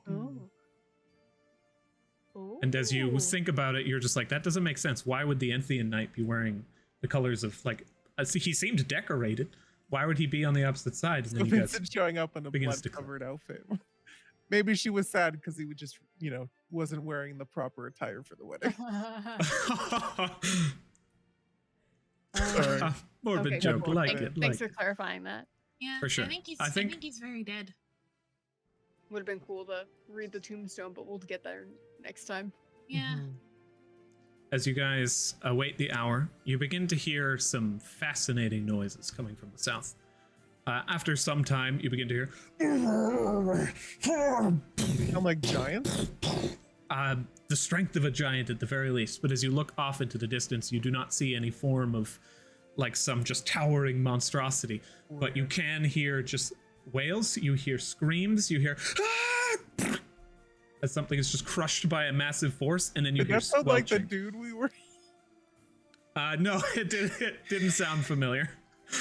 But you begin to hear that, and then you hear the sound of stone breaking. Like various different noises, the scene that is unfolding beyond. And then silence. And then tears. And then in the distance, you hear boom, boom. And as the bell rings, everybody roll a wisdom saving throw. Oh fuck. Oh no. How far into this is it? How far into... The 1 hour wait. This is pretty much at the hour mark. Like you've arrived, you've waited So an we're hour. just about and to then, throw out the trick rope and then yeah, then you are Long- interrupted by loud squelching, screaming stone man and the sound of the bell. Crap! Sorry. So many natural ones today. Matilda. Okay, excellent. Actually, I need to roll for Selene, Killing, and Paka. This is a wisdom saving. Wisdom, where can I get some? All fail. Vincent, you fail. Matilda, you fail. Jojo, you fail. Selene, Killing, and Paka fail. Every single one of you make a melee weapon attack against a creature adjacent. I'm going to roll here, actually, since you guys are literally adjacent to each other. So, It'd have to Matilda, be you have like 3. we're can I choose to go with like my weak weapons, or is it like I would do my strongest ability? You would do your strongest ability. You want everyone around you dead. You said a melee attack though, right? Make a attack. Make Oh, your okay. best attempt at killing somebody. Matilda, you attack Killian. Oh, okay. Selene attacks Jojo. I attack Jojo. She's Vincent? the biggest target. You do attack Jojo. I just rolled dice for everybody to Oh. determine the direction. Killian shoots Matilda. The Oh. 25 hit Jojo. Yeah. 25 hits Jojo. I only did 5 damage. So. Okay. Killian shoots Matilda. Selene attacks Jojo. Has to be a melee attack, so you can't shoot someone. It doesn't. doesn't have to It be. doesn't. It just has to be whatever you have. You want everyone around you. Oh, you said Dead. melee attack, so then I, I wouldn't have done this. Should not. I should not have. Feel free Okay. to do whatever it was that you wish. Okay. Okay. So Selene attacks Jojo. So Jojo, That's good. you are momentarily. Actually, I'm sorry. A 5-foot area of moonlight appears on top of you. I believe if it's moonbeam, it's a 5-foot radius. So Oh, 5-foot radius. Perfect. I'm Welcome, sorry, everyone. guys. It has to be something that's Vincent's strongest thing. I have to do this. okay. Shatter. Yeah.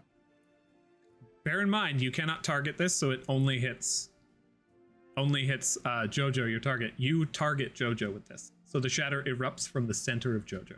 Yes. Reckless abandon, absolute madness, pure, raw, unadulterated fury. Also, Jojo, you've been you have minus a d6 to that roll. I would have done unsibling words with it. Okay. Everyone, I also need Matilda, Killian, Selene, and Jojo to roll a Constitution saving throw. Jojo, you have a -1 to that roll. I did. I rolled a 9 it's only for a my -1? con save. You fail. Oh, so it was a 12. If you fail, you take the full 16 thunder damage. And if you succeeded, you take half. I'm being attacked by so many things right now. Matilda, you were shot point blank by Killian, who with disadvantage still managed to hit you. You take 12 points of piercing damage.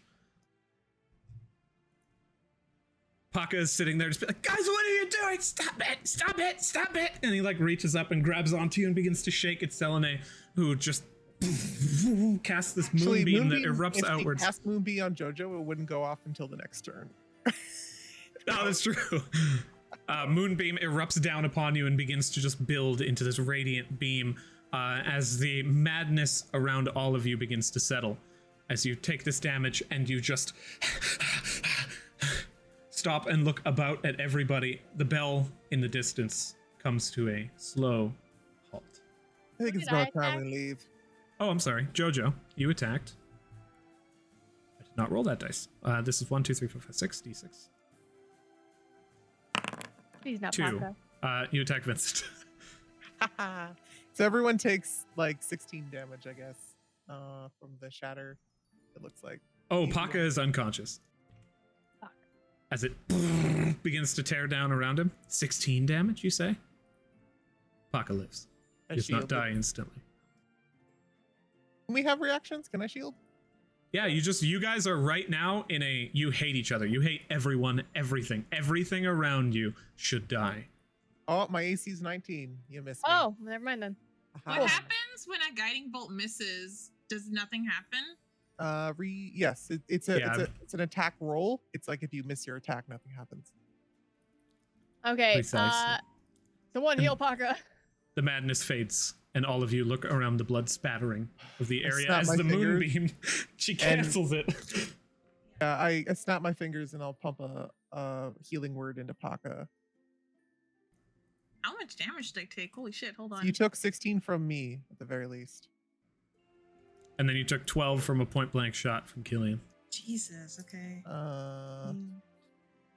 And then I look towards Jojo. Do you mind throwing up that trick rope? I think it's about time. Yep. You know, we could have waited in this. It lasts an hour.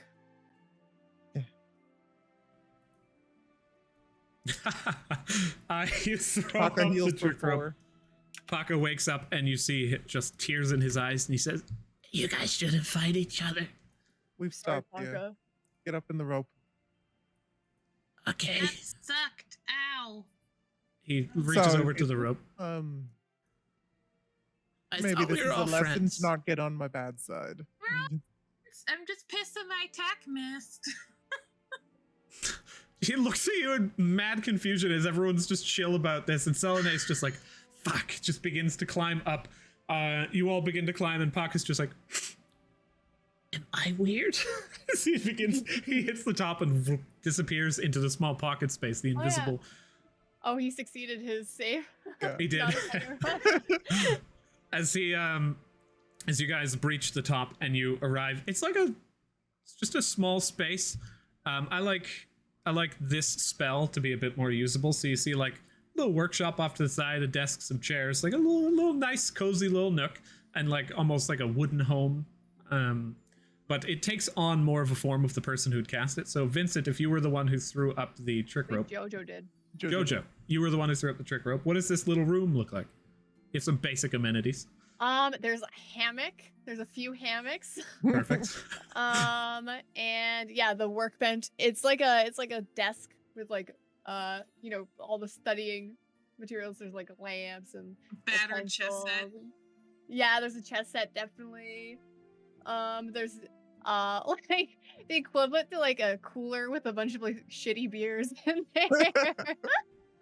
Looks at it and he's just like, it's fine. You can see there's like some blood from his ears from the rigging, but he's not taking notice of that. And he wipes some blood away from his mouth from you going to slash at him, and he takes one and he drinks it quickly. Yeah. Oh, did you say that there's a little hut?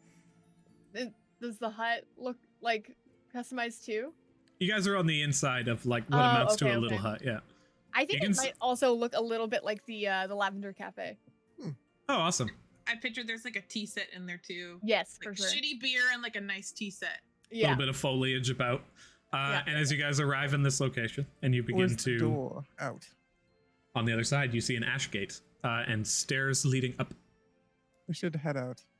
Yeah. Vincent will chug the beer and put it back down. It's the best Why shitty don't you beer guys you've ever go in had. first, and I'll come in like the middle. He'll put the torch bloom in an area, and he looks towards Carson and note this: as soon as I get in, get it out of me. He nods. I feel like that thing you said about the beer was like a best endorsement for IPA I've ever heard. It's the best Candace? shitty beer you've ever had. I can't just hate beer. I do not I hate beer too. Oh, yeah. Beer's so gross. Beer me. As you guys... The only dude in the room's like beer. Beer me, bro. You throw yourselves down the stairs with cautious abandon, taking step by step like a normal person as you begin to leave this trick rope. Still, This little Vincent tries pocket to dimension of your own. make himself look elegant as he leaves. It was Uh, just another walk in the park. As the magical shield that surrounds you breaks and bursts away. You make your way down. You make your way up, ascending the stairs step by step until you reach a point, and you don't know when or why or how, but you are going down. When you hit the base of the interface office, you find yourself, you can hear, oh, you are a treat. As you look over and you see Carson sitting and talking with Sylvia, who's just like curling one part of her hair over, just staring up towards him, and he turns and he looks and he sees you all, and it's just like, this is what I was here for. And he turns and begins to make his way cautiously towards you. He reaches a hand out for you, Vincent, and lets you lean down. He says, you seem wounded. Are you all right? Here, let me take your weight, master. Vincent leans over and leans in. It's just like, I'm fine, but it's good to see you, Carson. And he'll lean in and give him a hug like he's intending to do. And then sleight of hand. Okay. I don't think you even know if he did it. And you're just like, Fine. did it happen? No, Vincent assumes it happens because if it Okay. didn't, then we have words. Excellent. But then he backs up and he's just like, thank you for coming. Oh, hey, Sylvia. We're back. Oh, I'm so glad you're here. Are you going to be staying long? She looks back over at Carson. Well, we have things to attend to later. He'll look towards Carson. We can stay and chit chat with you, but I think he needs to go. I'm afraid duty calls. Perhaps another day, Sylvia. Then she just kind of like gives a nod and she's like, come back anytime. If you ever want to be a diver, let me know. I'll see you soon. Just like stares forward. She He just seem like a little starstruck over him. Is that what's going on here? She seems infatuated. And then Interesting. Carson's just like, oh, very well. We tell you what, I have a few duties to attend to still, and if you need no additional aid, Master, I would like to offer you my services. I'm glad that we are together like this once more. Sorry, you cut out near the end there, Adrian. I didn't get to hear. I am glad that we are together like this once more. And he leans back and gives a regal bow. Says, I am at your service. As I am of the rest of you, I imagine, under the leave of my master. You all look terrible, if I do say so. Matilda, you have an open gunshot wound. Oh, this is a friend. Treat him as if he were me. Okay. With confusion? That's how you wish to treat me, do you? Well, I treat you with respect and a healthy dose of confusion because a lot of the things you do or say sometimes go over my head and then I find out maybe later. Maybe is the predominant word. And yes, I do have a gunshot wound. You simply Thanks for must get that reminding me. treated. And I like start shoving fabric like inside the hole to like staunch the blood flow. People Well- are walking by and you see adventurers looking over and are just like, yep. Just continues along the pathway. I think she's got it, dear. Let's wrap up here. Sylvia, what do we usually do when we come back? Blanca's gonna sell her shit. Oh, of course. Paka Do we have leans any more forward. paperwork we need to fill out, or are we good? Oh, nothing that I can think of at the moment. Was there anything in particular you'd like to do? Some of you still don't have adventurer names, if that's something you'd like. For now, Paka, come on over here, and I'll begin to wait. He's like, yes, I have everything in my bag, and I don't have anything else.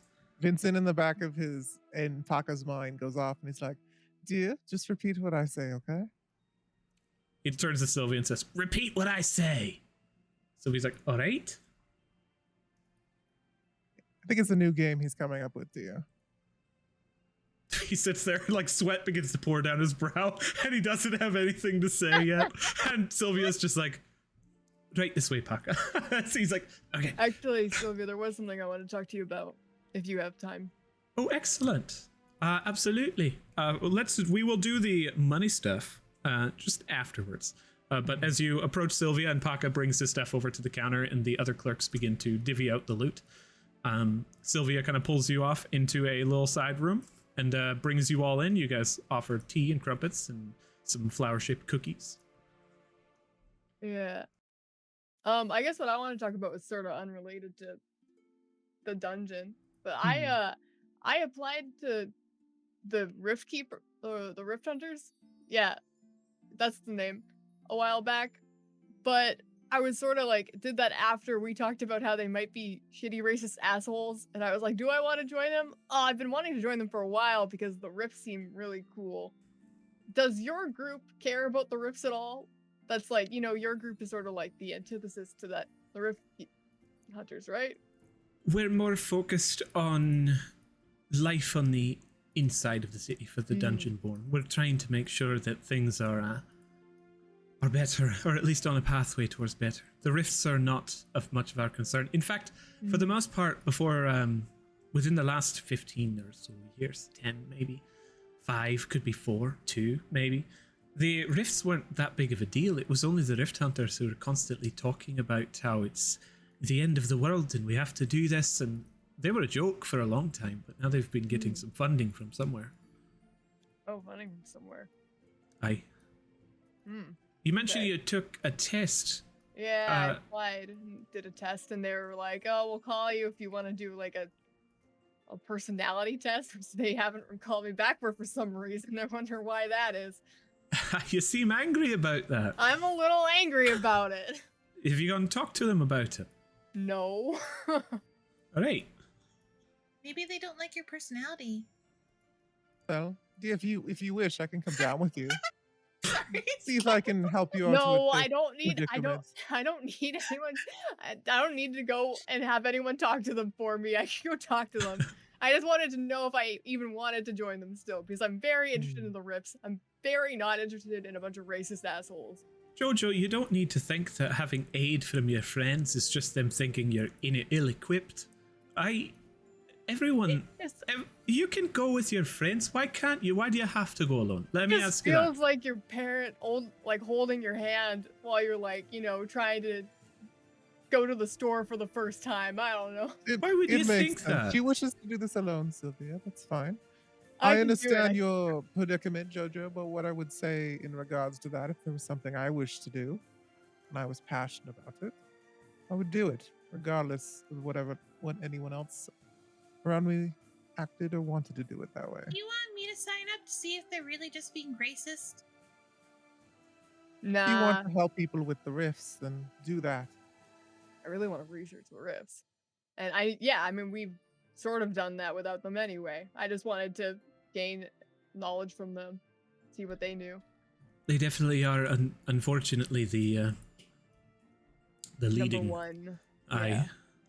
They are, they're the authority on it, and they have all of the resources and the people and the time. I'll go talk to them and see if they just have had trouble reaching me. Makes sense, dear. Like, when's my test? Well, to be fair, you don't have a registered home. You are in and out of the dungeon regularly. Speaking of which, let's set up the registered home now. Wonderful. I'm interested. Tell me, give me your secrets. We tell her the location. And in the back of people's minds, he's just like, we already have a court date to discuss this with the royal family. I don't think this matters anymore. And to Sylvia, he gives her the old town address, basically. Old Town. Oh, that's like a legacy house. Oh, that's interesting. How did you manage to wrestle that out of the clutches of old Broderick there? Well, dear, let's just say we did them a favor.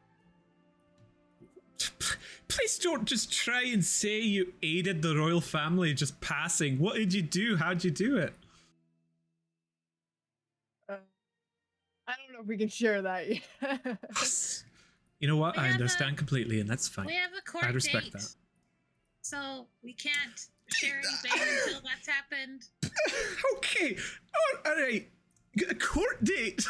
Yeah. Can you at least tell me where and when? If you can't tell me No. how, I want to No. know why and No. where. Okay. It's a court date.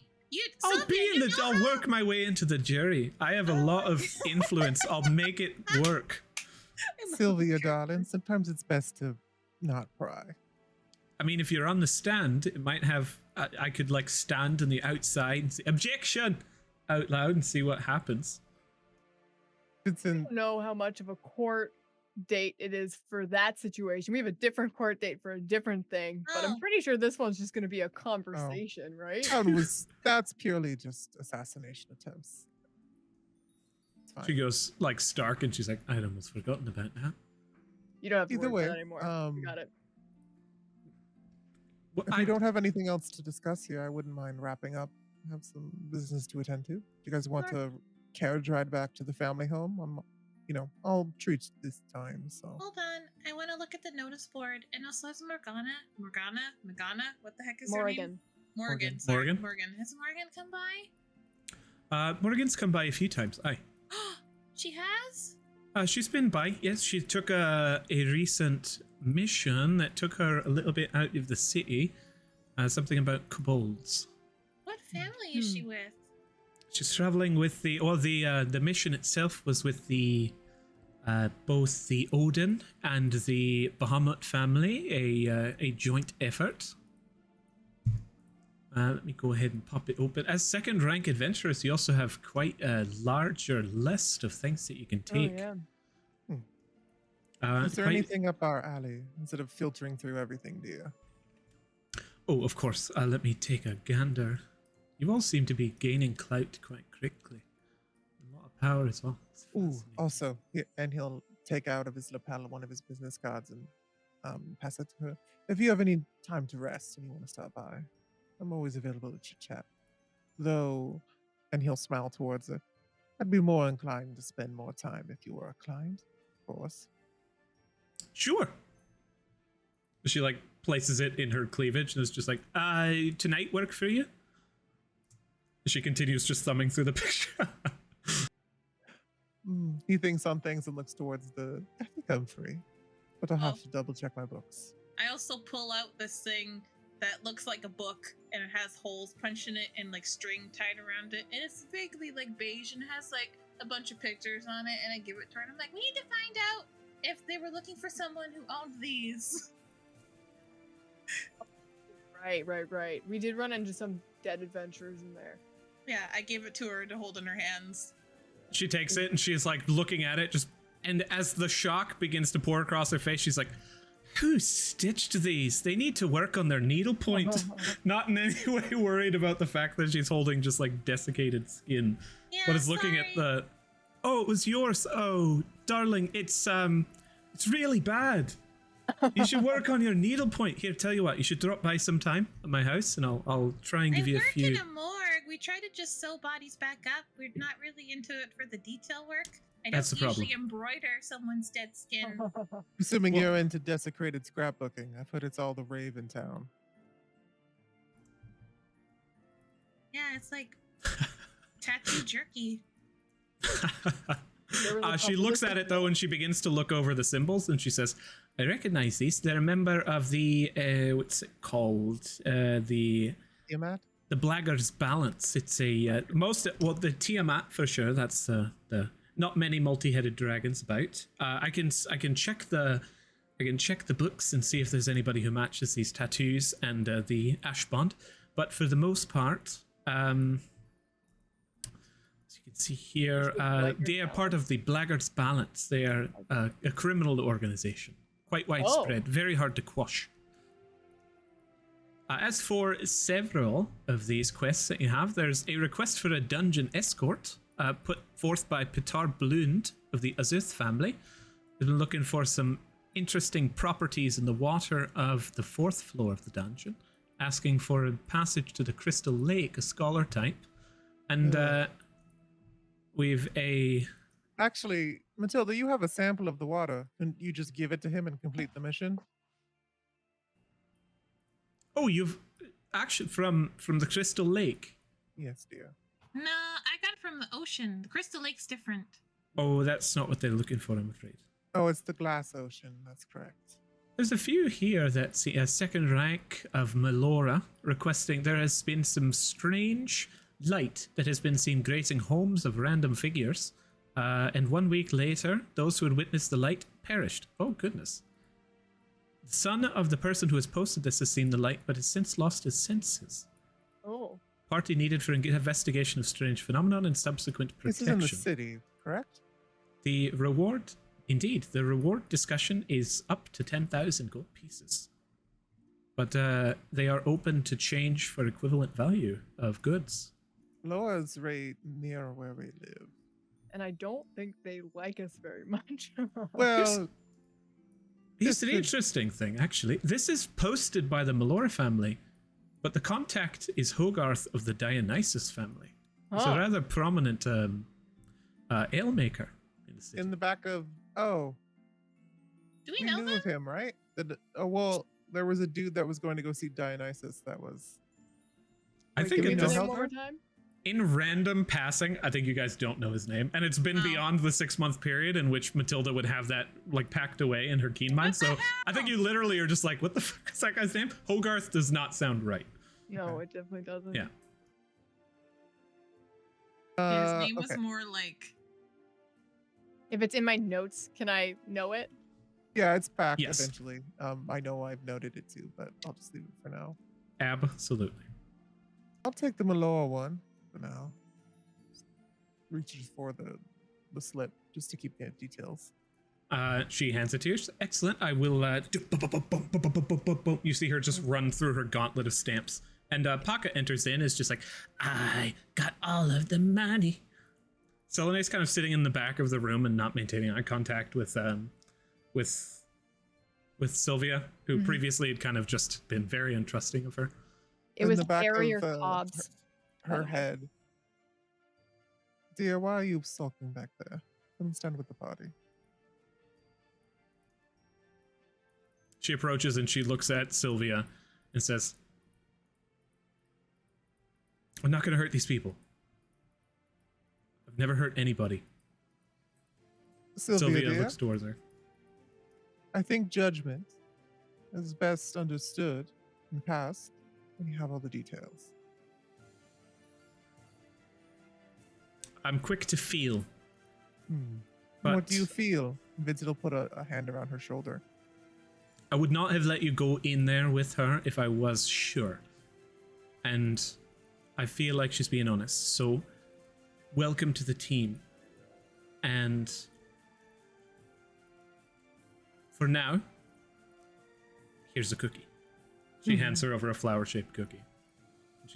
Selene kind of takes it and then looks down towards it, looks back at you all, and gives a nod and takes her seat at the table alongside everybody. Paka places a bunch of bags of gold down. Jojo, there's just a little bit of difference here because Killian has given away 50 gold of their split, and you see Selene also gives away 100 gold. Actually, that'll be handled later because that was basically just her paying you back, Vincent. But Jojo, you gain 456 gold, 3 silver, and 2 copper. Sorry. Oh, slow down. 400 and something gold? 456. Okay. .32. Thank you. That's a straight. Killian gained. I will just send this to Killian. Matilda, you gained the same. 456.32. 0.32 is silver pieces, right? Silver and copper. Yeah. 32. 3 silver, 2 copper. Did we sell the Band of Loyalty? I think we this should. is just the Dungeon loot that you guys have taken. Okay. Then Vincent, same. And Selene, 456.32. Paka adds 146 gold to his. And the family gets 584 gold pieces. Nice. And that is the divvy of the loot. You guys gained a grand total of 2,920 gold from this dive. Pretty good. Pretty good. And Sylvia kind of watches as you guys divvy out that money. Selene takes 100 gold and gives it to you, Vincent. And says, In the back of her "It's mind. paying you back." Thank you, dear. I don't like finances to come between friends. Yeah, take it before I spend it. I don't. Also, Yep. and he'll look her up and down. Maybe not on booze so much this time. I don't mind someone who drinks, but there's probably other things we could purchase. I could take you around town, show you some of the good shops I go by. I think you'd look quite nice in a certain outfit. Do you have any idea how much it takes to get someone who has grown up drinking luminescent moss juice? If you take one sip of that, you're out for a week. Even elvish wine does nothing. Dwarvish ale, nothing. Do you understand how much I need to drink to make even a buzz? She I might stands know up. someone who has maybe connections to get liquor of the stronger variants. Though we'll have to see. He might not like you, but he likes me. So maybe I should go alone. What do you think? It feels like you've made up your mind. Well, it depends. How much do you want it? Because this might cost you. It's not like I'm desperate, but it would be nice to be able to have a little bit of wine every now and then. Okay. However, we can discuss this another time. Looks over at Sylvia, who's just like, So yeah, you also have a gambling problem, is what you're saying. She's like, I didn't say anything like that. What were the missions? There was the Azuth escort to the Crystal Lake, the Melora family, but it's actually for the Dionysus family guy. There are quite a few, but she kind of picked out the ones that seem like they're up your guys' alley. She says there is one that it seems it's a bit time constrained, it seems, but it's a rank above you. I can see about getting clearance for you to do this one, but it's best I don't share any information with you for right now. Would you like me to try? It seems somewhat dangerous, but I feel like anything my family wants to do, they can accomplish. It's got quite the reward. That's the only reason I bring it up. What is you can't bring up the reward, do you? I'm afraid not. No information I can share unless I get clearance. Doesn't hurt to get clearance first. Yeah. She nods. Has anyone else gone missing? Missing peoples?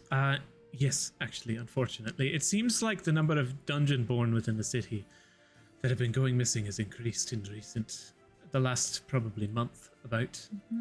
Perhaps a little bit less. But even within the last few days, there's been, I think, 3 to 4 people that have gone missing from just our courts.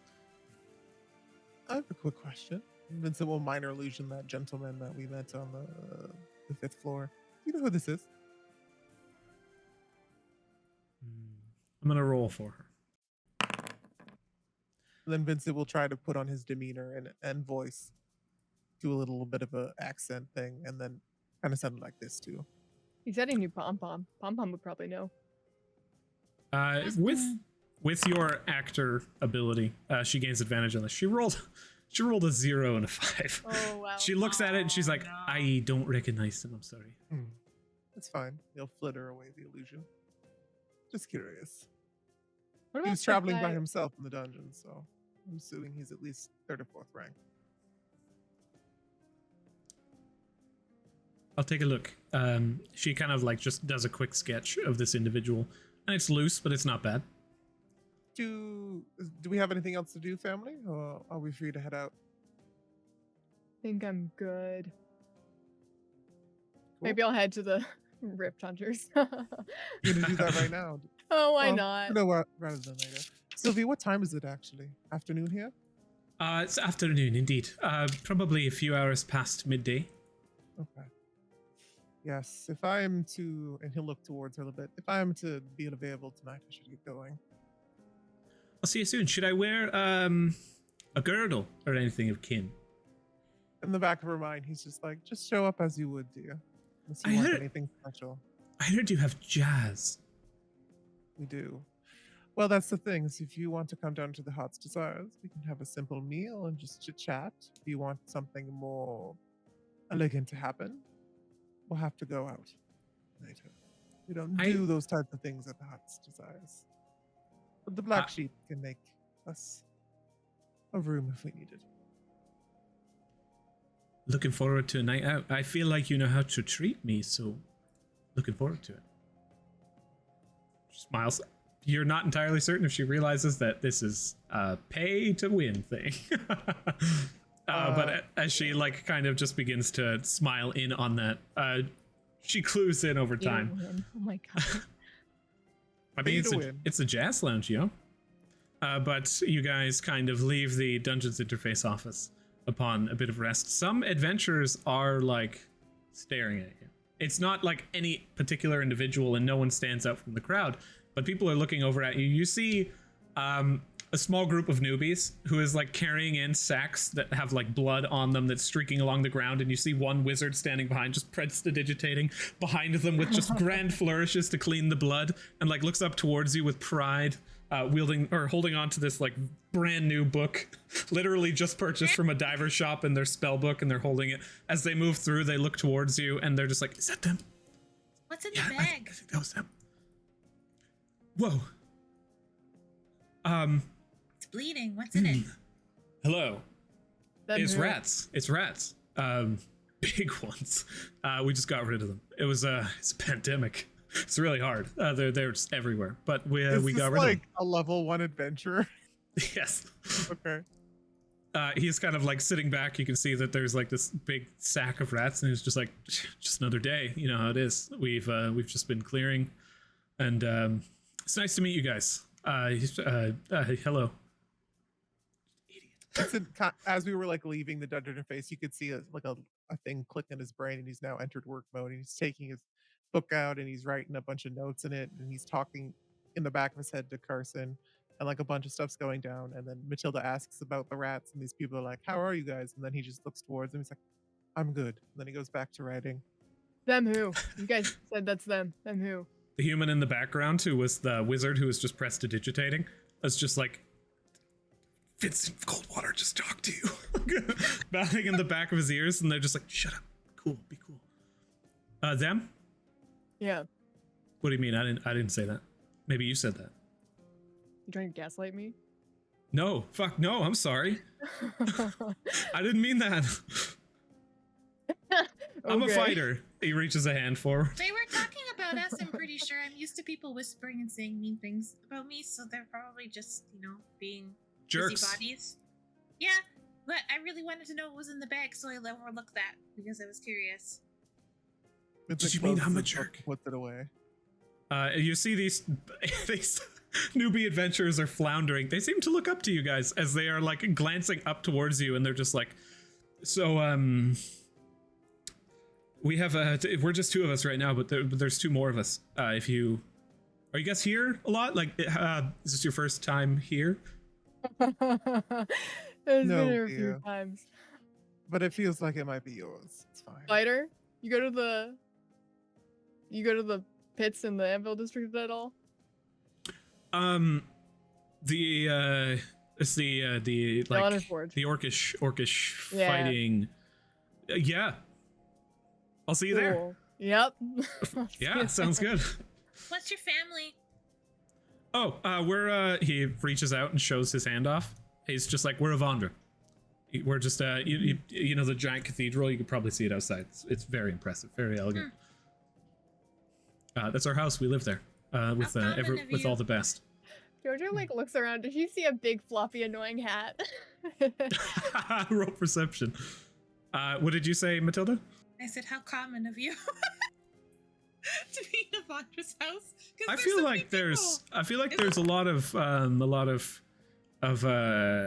don't think it's common to be a part of the Lady of Change itself. No, not personally. Hold on, no, this is Tamara asking, but it's like, isn't like Avandra and like Lathander, they're like the main people that get a lot of. They're among incredibly large families. Avandra is the district leader of the Lanes of Dawn. She's got a huge family. Yeah, okay, cool. I just wanted to make sure Matilda was being a dick on, like, with accurate information. Okay, cool. I had a 22 perception. Jojo, as you glance about, you do not see Orion. Oh, lame. It's pretty likely that he doesn't chill around the the interface office. He seems to chill here pretty often, actually. He's a busy man. He takes a lot of contracts. Well, here, and he'll hand out a business card to them. Stop by if you want to partake, but I'm a little bit busy today, so I'm gonna head out. Do you have one that's like like laminated, coated in plastic? That's okay. I have a press at home. You're around. Do what you want with it, dear. I don't mind. Cool. Hey. Stay safe. Vincent will start walking. I pull out a random bone of dubious origin and give it to them, and I sign the my wizard. name on it. The wizard grabs that up. As the two of them, as you turn to leave, and Carson begins to follow after you and kind of throws his coattails back and says, "I've much to tell you about the business." As you begin to leave, both of them are like glancing towards you, Vincent, just being like, "Holy crap!" It's like, where do we get one of those? How do we become? And then they look back towards the two of you, and the wizard's like taking it and like glancing at it. He's like, "A cult, the ultimate taboo," and you could tell he's just kind of trying to seem mysterious. And then as the fighter kind of shores himself up and is like, "I'll see you in the pits." Yeah. Mm-hmm. Oh, and in the back of the fighter's mind, he just hears Vincent whisper, "What was your group name again, if you have Holy. We don't have a party name yet, but our name is Grados. This is Aaron. He points over. He spells his name weird. No, I don't. Yeah, you do. As they begin to move in towards the center, they're like early 20s. The fighter looks like just his brown hair, brown eyes, standing at a tall posture, pretty fit, but seems very young. And then as he's making his way towards, you see like the weight of his gear maybe like literally untouched. These guys started adventuring maybe a week ago. And as they make their way over, they're just like, the other two are not going to believe this happened. As they leave your guys' view and you exit the interface office. I did leave a note with Aaron? with Sylvia for Morgan. Being like, "Hey Morgan, what the heck? Aren't we supposed to be working together? Love, Matilda." Okay, well, I'm gonna head out. See you guys. Oh, Carson, do you mind go asking Matilda if she wanted the carriage ride? I'm heading back to the family home. Of course, I will go hail one right now. I will meet you back at home with the ledger. Of course. Have some things I want to go over as well. I sought out a little bit of information to make something a little bit easier, and I learned that there is a less than legal, as he kind of just connects into as your guys' telepathic connection open. Yeah, he'll cool.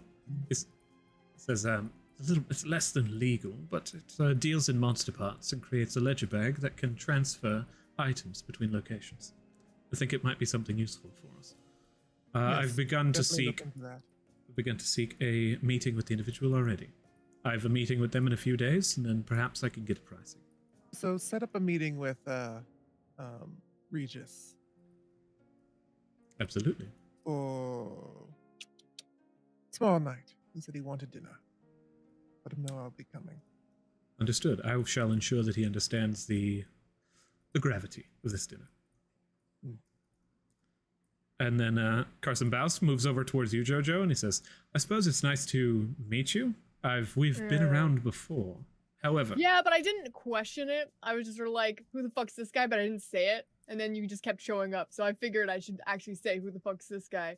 I have that effect on people. Yeah, okay, cool. Hey, nice I'm going to hail you a carriage. Please, rest assured. I'm going a different way. I shall ensure that you get to where you're going in a carriage safely. Okay. Very well. And then he turns and begins to follow, and as you kind of like leave towards the other side, Just crossing the interface office to the other side would be the fastest route. So you guys go through the massive open courtyard, staring up at the dungeon's heft. Hey, Adrian. Yeah? From what I know about the dungeon interface office, you're not allowed to enter here unless you're bound, right? In some form or fashion? You can enter the interface office. You cannot enter the dungeon itself. Yeah. The situation around the interface is also weird because there's doors in the interface offices, which are here, that connect to the dungeon directly. But this is the dungeon here, several hundred feet past the interface office. It doesn't make much sense. Physically, it shouldn't work, but it does. Candace, or rather Jojo, you enter into the courtyard, travel around to the side. Carson hails you a carriage and offers them, pays the fare, and opens the door for you. Please. Okay. You enter in. I close it. You hear him having a few brief words with the person at the front and says, "To the Rift Hunters Guild, I believe, and to be quick about it. Ensure she gets there in the utmost comfort, or I will have words." Right, you are. No problem there. Going to be getting her right there, lickety-split. And don't speak. And then just taps the side of the carriage and begins to walk away. And he says, nods. Good, excellent. And then Carson begins to walk off, gives you a curt wave, and politely begins to leave. What the fuck is that? I like to picture like he's waving as you're like leaving, and you're just like, what? You like look at the driver and you look back, and he's not there anymore. Yeah. You can talk. I don't know what his deal is. Oh, right, you are. It's a bit difficult, to be honest. It's really hard to hold back the words, especially on a beautiful day like today. Look at that bright sunshine. Immediately regrets it. And that's the rest of the 20-minute ride. As you are filled with determination, you head off towards the Rift Hunters Guild. And Vincent is very aggressively pointing towards the stone court to the south. I was just, I was like doing a thing and just clicking for no reason. Love it. And as you all begin to find yourselves on the middle of a new day and preparing for what avails you next, looking over the mission that you had been given for the Melora family, was it? A Light in the Night? Mm-hmm. Okay. And kind of like moving with renewed vigor to continue ascending the dungeon. You find yourselves at the end of an episode. I thought you were gonna say itchy. I wanted to be itchy. You're not itchy. In fact, you're actually there's a complete void of itch. This is a very comfortable carriage. It was insured. That's not what she means. Ash buns. Carson accidentally ordered you a lice-covered carriage. Oops. Carson did it on purpose. Carson would fumigate that. Carson would fumigate that shit before you got in. As you all look about, let me take a gander. Like you burn it and just get a new carriage. You do not feel itchy, but you guys do feel like you have made very large strides. Okay. Your power will grow. And to the rest of you at home, thank you so much for watching. Thank you for coming to the Dragonleaf, and until next time. Bye, everybody. See ya. Bye.